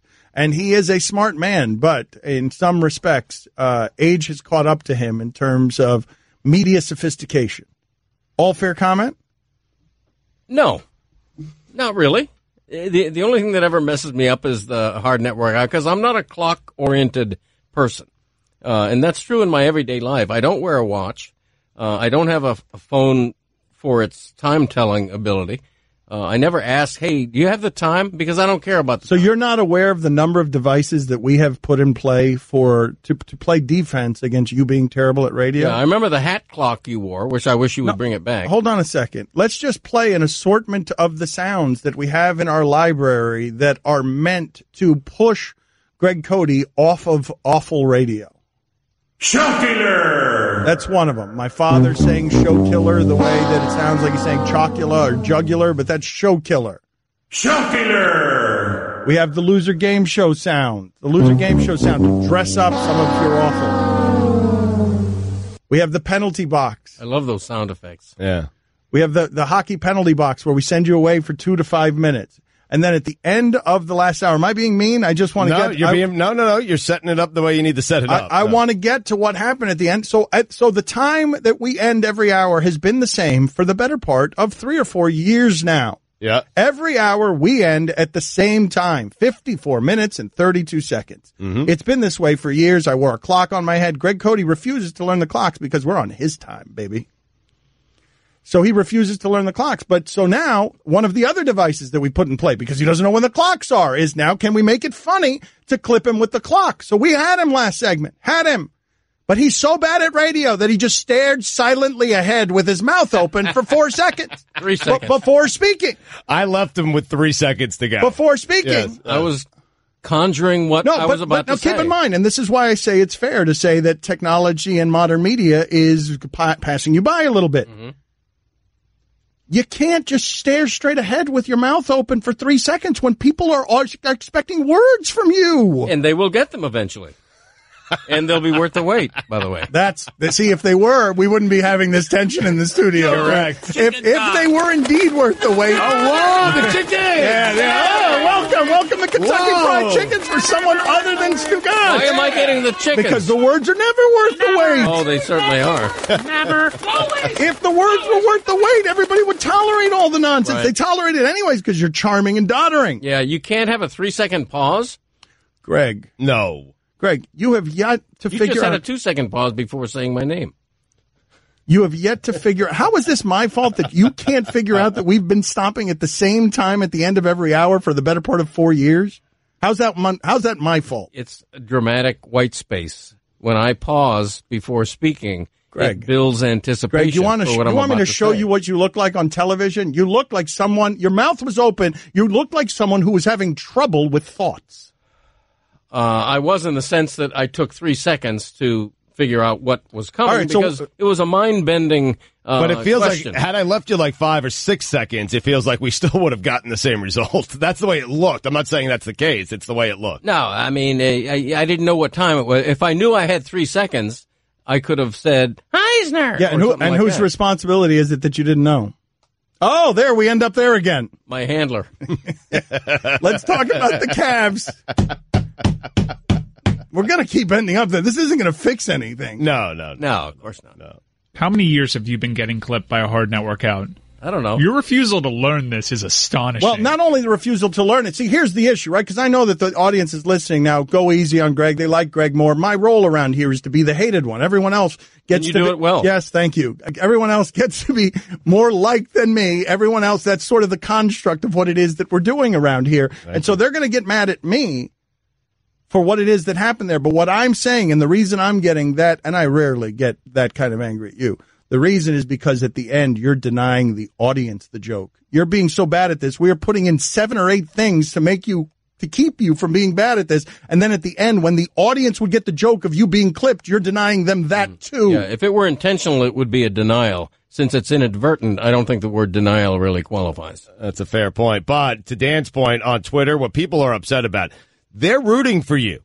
They are. They actually want you to nail the hard network out, but they also want you to miss the hard network out. Right. What they want one. Win. No. They want one or the other. What they don't want is silence. No, yes, nail it. Nail Greg, it. I'm telling you. You celebrate it by saying something clever and you got us, or you get clipped and you lose, but not silently staring ahead, dumbfounded, so the audience doesn't get the joke and it appears like an old man doesn't know he's on air. Right. Yeah, that could very well be that it appears like that, but the astute listener knows better. Simon and Garfunkel sang "Silence is Golden," and yet we don't apply that bon mot to everyday life. Don't you find that strange? Silence is golden. They sang that. They did sing that. Yeah. So you find that strange?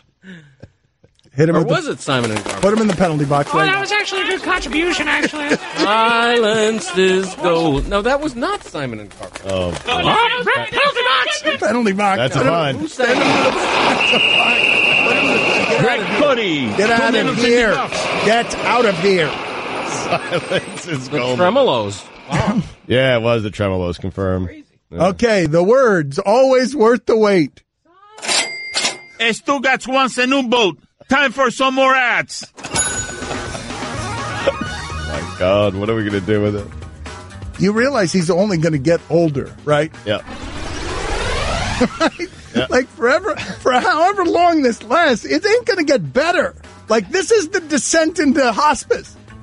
We're going to him. We're going with him wherever it ends up. But it ain't going to end well. And it's going to end on his time, I assure you. There ain't nobody in my life who bends me around his every whim the way Cody does. You know what he asked me today? I'm not even kidding you. I can't wait to hear it. Hey, can you have your brother bring me an easel? My brother! A world-renowned artist. Well, Cody, I don't know why he needs an easel, but can you have your brother bring it to me? Well, I mean, your brother is an artist. I think that's a fair ask. It would be the first place I go. Dan, you would be the first person I'd ask for an easel. I mean, I'd go to your brother directly, but... Or I'd just go buy one How at about Marshall. you just buy your own easel? Depends on what I need it for. Right. What does he need it for? Did he tell you? I don't know. The gala? Probably. It's the gala. He's going to... Chris, tell people where the gala can be found. Just your Periscope account. That's where people can find the gala on Sunday? Yeah, and we'll retweet it from the Batard Show at 7 p.m. Lord knows he's been on top of every detail during the break about the gala. Like everybody, if he paid 1/50th of the attention to our show that he did to his beloved gala. Done all the planning right here today. Like he's done all the planning during the show. Don Le Batard. What do you prefer, flat wings Or drumsticks, because I like drumsticks. I like drumsticks too, yeah. Flat rules. Stugotz. If people do just drums, though, you'd think there's a bunch of extra flat wings just laying around, right? Right. Thank you. Yep. I think more people do all flats, though. No, Really? I think more people do drumettes. I'm telling you, more people do the drumettes. I like drumettes so much more. No. In fact, I'd prefer to do all drums. Flatten it. This is the Dan Le Batard Show with the Stugotz on ESPN Radio. Greg Cote of the Miami Herald in with us today for better or for worse. Later in the show, Chris Mortensen will join us, Chris Sims as well. The Cleveland Cavaliers, I don't think I've ever seen anything like this. Can you stop drinking water and put your headsets on, please, Greg? I apologize. Yeah, he's having some health issues, man. I feel bad for him. Right. Just take it easy on him. Thank you, Stugotz. You got it. Kindness personified over here. Mm-hmm. I mean, I'm worried about you. And over really. there only, by the way. Mm-hmm. I got your back. I don't think I've seen exactly this from a superstar before, where Windhorst is on television. And Windhorst has a relationship with these people, so he's not going to say LeBron's not trying and LeBron is quitting. But Windhorst, we have the sound here of Windhorst saying as delicately as you can, and I don't think it's an accusation I feel like we could have ever made of a superstar of LeBron's caliber. What you can assure yourself from a superstar of LeBron's caliber, even as he ages and fights age, is that you are going to get prideful effort. Correct. Like, that is not something, you don't get to be a superstar of LeBron's stature unless you are somebody. Randy Moss is not allowed to be LeBron James, because the only way you're allowed to be LeBron James is if you're giving an effort that the customer can see, value, appreciate. Yeah, the effort's always there for him. Has always been there for him, except for Saturday night. Because I wanted to watch that game against the Rockets to see how the Rockets... I saw the same thing happen against the Thunder. He wasn't trying. Okay, see, I didn't see that game, so I watched that Rocket game. He wasn't trying. Here's the other concerning thing. The players on his team, they're not trying either, because they see him not trying, and you're not going to care, then I'm not going to care. But this is the interesting deal with the devil that you make in LeBron's final season, man. If things aren't exactly right to his specifications, he gets weary, and then what you see is this corrosive effect. Like, again, I will remind you, when he left Miami, that series returned 1-1 to Miami. Yeah. It returned 1-1 to Miami, with Miami not having returned 2-0 against the Spurs the last year of LeBron, because the power went out and LeBron cramped up. And if not, they returned back to the Spurs 2-0. And at that point, the Miami Heat believe, again, I've told you this before, this is not something I believe. It's something I've argued against the highest members of the Miami Heat organization. The Miami Heat believe that LeBron James, and there's nothing in the stat line to show it. It's impossible. There's nothing in the stat line to show it. He had a great finals. They believe that he had checked out. And what happened after that was slaughter. The Spurs played the best basketball you've ever seen, and the Miami Heat, a champion, regal champion, totally fell apart at the end. And what I'm saying is that what we're presently witnessing right now, is a good deal worse when you have Brian Windhorst on television. Brian Windhorst, who has been covering LeBron since high school, saying this. His play and his focus and his effort level is eroding to levels I've never seen before. He's been guilty of pouting in the past. One of the examples I can give is when his first year back in Cleveland, when he was frustrated with Coach David Blatt and he was frustrated with some of his teammates. He ended up going to Miami while he was on injury treatment. But he was injured then. Right now he's healthy, and that doesn't explain why he is not giving his maximum effort. And I really do think it's a lot about the future as well as the present. Well, there's not much waffling there. I mean, he's using the word lack of effort, and it means so much more, because you know that Windhorst has known LeBron James since before any of us heard of LeBron. Well, but again, I ask you for this, because Terrell Owens, or whomever, actually I can't even blame Terrell Owens for this, because he always worked hard and played hard. This isn't an accusation that you could file at the superstar very often. Give me all the other examples of this. Now, I will say this on behalf of LeBron, Stugotz. I know you dismiss the idea that the Warriors are mentally fatigued, but if they're mentally fatigued, how do you think LeBron feels?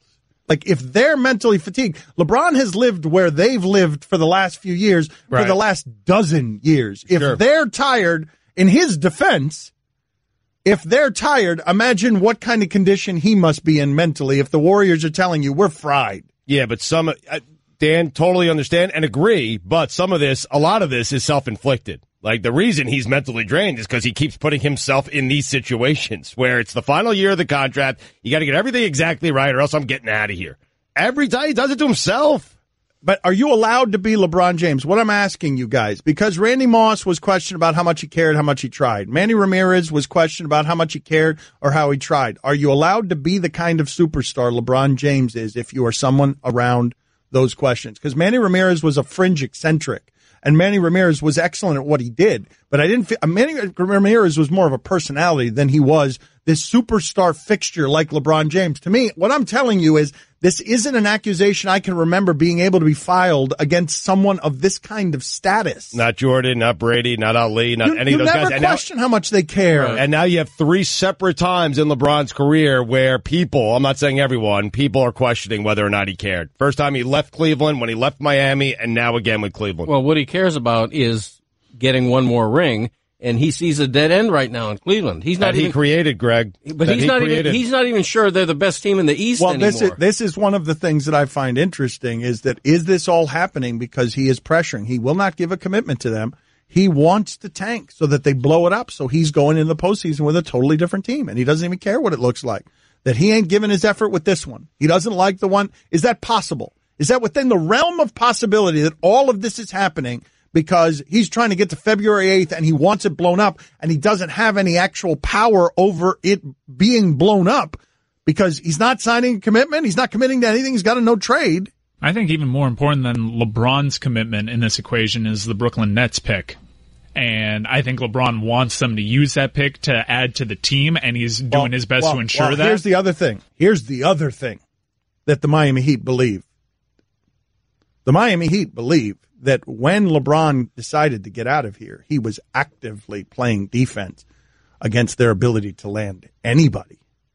That they thought they had Pau Gasol locked up, and LeBron got some texts to Pau Gasol, and next thing you know, Pau Gasol's going somewhere else. Like, the Miami Heat thought that LeBron was actively playing defense, and because he wanted to leave the organization worse than he found it.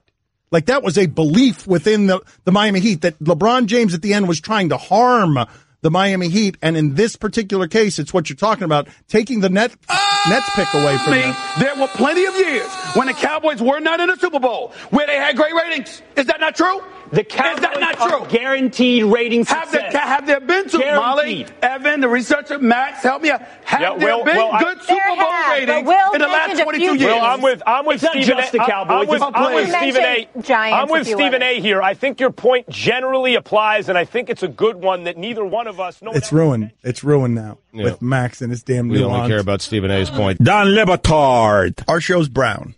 We got Guillermo, Mike, and I are brown. Roy is black. Stugotz, Chris, and Cody are white. So our median is brown. Stugotz. And the brown guys, when you pronounce it Laraniega with the Enye, which is just a bit of pandering that he did here, the brown guys make the faces of people who are smelling something bad. Why? Because it sounds ridiculous, first of all. Really? Yes. Well, but it sounds doubly so coming out of your mouth. Laraniega. This is the Dan Le Batard Show with the Stugotz on ESPN Radio. No. We've got a Greg Cote back in my day to get to. We will do that. Allison, we got an update with her. She has been trying to chase down lead referee Sterator. She has talked to him. Don't forget the Mike Tice story. We got the Mike Tice story to get to. Stugotz had a great one during the break where he was just wondering what's in Gronk's house. Robbing his house on the Super Bowl, that's the way to do it, right? If you're a thief. Yeah. Yes, you know he's not home. You know that Gronk is not home, and so his house has been robbed, and they've stolen guns. And Guillermo, put it on the poll. You think guns are a good idea around Gronk? I don't think they're real guns. I think they're water guns. Yeah, for sure. Yeah.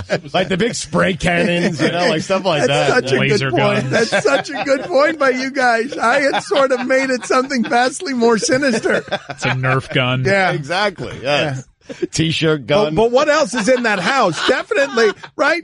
What else? I want to know what else was in that house. Yeah, for sure, a T-shirt gun. Yes. A nice sculpture of some sort of a nude woman, right? There's definitely the vodka flumes down the chest. Yeah. Yes. The numbers, there's definitely 69 somewhere in that house. There is. A giant 6 and a 9 somewhere. Yes. Gronk's house. You open up the fridge, it's just 4 Loco. Do you have any of that Church of Gronk stuff back there? Because you could play any of that at any point and get me to laugh, because we created a whole church around Gronk several years ago. Turn down for what? For what? No, it was an actual church. We created a church. We had mass. We had mass for Rob Gronkowski. We had an assortment of things. Anything you want to give me that's Gronk related, I'd be happy to have. They got those sexy bodies. How much of that you got? Because I could give the audience this for the rest of the time and be made happy by it. Just all the Church of Gronk stuff where you've got Gronk. What would the church around him look like? Sorry for party rocking.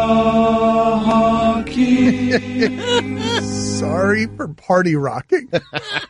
What else you got back there? Ha ha ha ha ha ha hallelujah. Ha ha ha ha ha ha hallelujah. Such a good time, man. It is. It's a fun church. Right? Yeah. I mean, we created a whole thing. Guillermo, see if you can find that stuff. The holy water wasn't actually holy water. It was something else. We created a whole set of things around the church. But while we're getting some of those details, let's do a Greg Cote back in my day. And now, it is time to take a trip down memory lane. Here's your guy, Greg Cote, with Back in My Day. Fly swatters. Much of what I find that I get nostalgic about isn't so much that I miss the thing itself because it was better than what we have today. It's more that I miss the window of time the thing existed in as I age and the memories of my past run away from me like pieces of driftwood rushing toward and about to disappear over a roaring waterfall. It's that gradual but inexorable realization that our lives are carried in a vessel protected by a layer as thin as the skin of a balloon, apt to burst at any second and send us hurtling to the final abyss. Wow, very dark start to the fly swatter thing. The clackety-clack of a manual typewriter, a screen door banging shut, rolls of film you had to take to be developed, stamps you had to lick, black and white television, hand-crank car windows, rotary dial phones when your fingers did the walking. Lately, I've been pining for the good old fly swatter and the Robin to its Batman fly paper. It's hard to believe that the common housefly once was a nuisance that demanded our resourcefulness. It isn't a problem anymore because we keep our lives hermetically sealed in air-conditioned tombs. It wasn't always so. We once led open lives. We dried our clothes in the wind on lines strung in the backyard. Inside, the drone of the AC was replaced by sunshine and real air. Yeah. Our living space was so naturally splendorous, even the lowly flies wished to partake. So, we laid out a sheet of stick-em flypaper on the kitchen table, and the bendable plastic swatter hung handy. Those were the days, folks. We took control of our own lives. We didn't need a can of Raid to do our work for us. We silently lifted the swatter, and with swift justice brought it down on the invading, unsuspecting fly before its iridescent wings could lift it to safety. A whack! A splat! A tissue paper mop-up and the swift burial in the commode. The fly swatter held erect as you scanned the room with unspoken delight. Where are you, Mosca Domestica? Who's next? I'm Greg Cote, and that's how it was back in my day. Yes. Worth the wait. Yes. Wow. Worth the wait, Greg Cote, bringing it strong. Well done. Do you want to hear some more things about the Church of Gronk? Some other details in terms of, because we got a ton of them. We've got so many of them. We got Church of Gronk characters. We've got Church of Gronk practices. Which do you want? Because Ryan Russillo is an altar man in the Church of Gronk.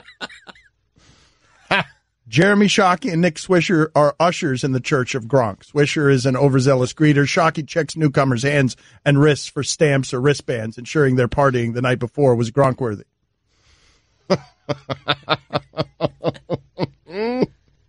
The Church of Gronk doesn't have a pope. It has a brope. That brope is Mike Ditka. There are no weddings in the Church of Gronk. Ed Hockley officiates all the oil wrestling matches.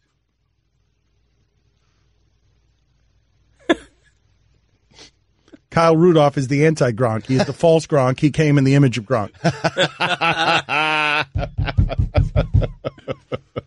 Oh, I miss those days. Jared Allen is an overzealous patron who stands up to testify in the Church of Gronk. Brian Bosworth is a patron saint in a stained glass window in the Church of Gronk. Bruce Arians is the organist in the Church of Gronk. Don Batard. You decided to celebrate Guillermo's horrible contribution to the show with a hello. Hello. Stugotz. That's an affirmation. When you get a hello from me, that's like the equivalent of 5 exclamation points or 4.5 smiley faces. Hello. This is the Don Le Batard Show with the Stugotz on ESPN Radio. We've got a masseuse around here. It's not really a masseuse. It's Kihara, but it's the equivalent of massage. And Stugotz wants one, and his job is not quite easy enough, so I think he should be able to get one during this break. I think he should get one right now. Like during the segment, you mean? Yeah, right now. Like I could take a segment off and go get a massage? I think you should go get the massage and just... yeah, because we got a masseuse coming around here on Tuesdays to help work out the kinks. In the interim, have a good segment, everyone. All right, I want to talk to Allison about what happened with Gene Steratore, and I want to ask Greg Cote what Bill Belichick owes the Patriots fan base. I can come back for Mort, though, right? Yeah, Mort's going to be here in 10 minutes. There are probably better questions that I have for Mort than the one that I have for Greg Cote. Because I'm not missing a Mort segment. Never have, never will. I understand. Mort will be here in 10 minutes. Chris Mortensen. Allison, you've been trying to get a hold of the lead referee in the Super Bowl. Just a second. She's coming back from her massage. Oh, she's coming back from her massage. Stugotz is interrupting her massage. Okay, she's on her way back. Oh, she's going to love that. Yeah. She's going to love that she's, it's not really massage. It's sort of insulting to call it massage, but whatever. Seems to be helping the sore and the wounded around here in this very difficult work environment that we have. Allison, what happened to you with the lead referee of the Super Bowl? Well, I spoke to Gene this morning. He was great. It was really funny. I said, we want to talk to you about your swagger. He laughed. And he said it has to go through the league, so send something to the league and my boss, the head of officials. And I said, we don't want to talk to you about the game. Oh, they're such stiffs, though. These officials are such stiffs. They're run by stiffs. Like, they're not going to let Steratore do anything. So they declined, and they just want to focus on how great the game was, not the officials. Okay, thank you. Thank you, officials. That's what I want you to tell us to focus on. We want to talk about that swaggering referee who looks like, before he made the biggest calls in the football season, threw a cigarette on the ground, stepped on it with his foot, and then just blew out smoke and said, I don't care what the league office says, I got this. Yeah, man's man. Somebody, I mean, because there was a lot of attitude, and Steratore is an actor, a method actor. Like, there is a lot, he is really confident out there. He is. He and Ed Hockley would play a good fist fight. Yeah, but I think Ed Hockley is Ed Hockley makes fun of himself.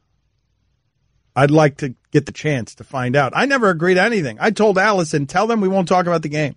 I don't want to put an official in a circumstance. What's a catch? What's not a catch? I don't care. Nobody knows what the hell a catch is. He doesn't know either. I don't want to talk to him about it. Nobody knows that. Guillermo, put it on the poll. Does anybody know what the hell a catch is? Put it on the poll. Anybody? Do you? No. You've been covering football all your life. Do you know what a catch is? No, receivers don't even know. Nobody knows. No. How is that possible? Seriously, how is that possible? Do any of you know? Does anyone within the sound of my voice know what a catch is? It used to be you catch the ball and you get 2 feet down, and that meant it's a catch. But now you have to fall down with it still in your hands. It doesn't matter if you had 2 feet, right? Then the ground can't cause a fumble. But only sometimes? Yeah. Because if I take a step, I'm a runner? We're in agreement they're going to fix all of that this year, correct? No. Absolutely. None of it. No. Wait, you kidding me? No. It'll only get worse. What'd you get that No. The only person that's fixing it is Vince McMahon. Yeah. He says we'll know what a catch is. Yeah, no. I'll take his word for it. Yeah. Do you not feel like we've reached a bad place in evolution in general and technological evolution specifically when the technology is so omnipresent that we are sitting here watching America's most popular sport and none of us know what a catch is? I know. It's hilarious. I don't think that there can be a precedent for that. We all love and care about this sport, and none of us know what the hell a catch is. We don't know one of the basic rules. How about this? When in doubt, it's a catch. No, That's terrible. It's a bad rule. No. Chris thought it was $1. During the broadcast, wasn't Collinsworth saying, like, I'm not even going to guess here? Well, that's what I'm saying. You got the lead broadcaster on the Super Bowl saying, nope, I've been wrong too many times because he got the other one wrong. Because he doesn't know what a catch is. A former wide receiver, one of the best broadcasters in the history of the game, a guy who works with advanced metrics and works in a business where he is funding advanced metrics, doesn't know what the hell a catch is. How about this? You bring in Mike Carey, and if he says it's a catch, it's not a catch. It's not a catch. I like that. Yeah, I like that as I'm down with that. We can't have Chris Collinsworth confused about what a catch is. My favorite thing is how they measure where a punt went out of bounds. Yeah. Where they like draw a diagonal line from where it ended up and where the punter was. I'm genuinely curious, though. I want to ask you, what does Belichick owe the Patriots fan base on this Malcolm Butler thing? You benched one of your best players. Yeah. Honest to God, when Bill Belichick steps in front of a microphone, what does he owe the average fan? The truth. In this case. Particularly when you're lost. It's Dan, Stu, and Greg Cote on ESPN Radio.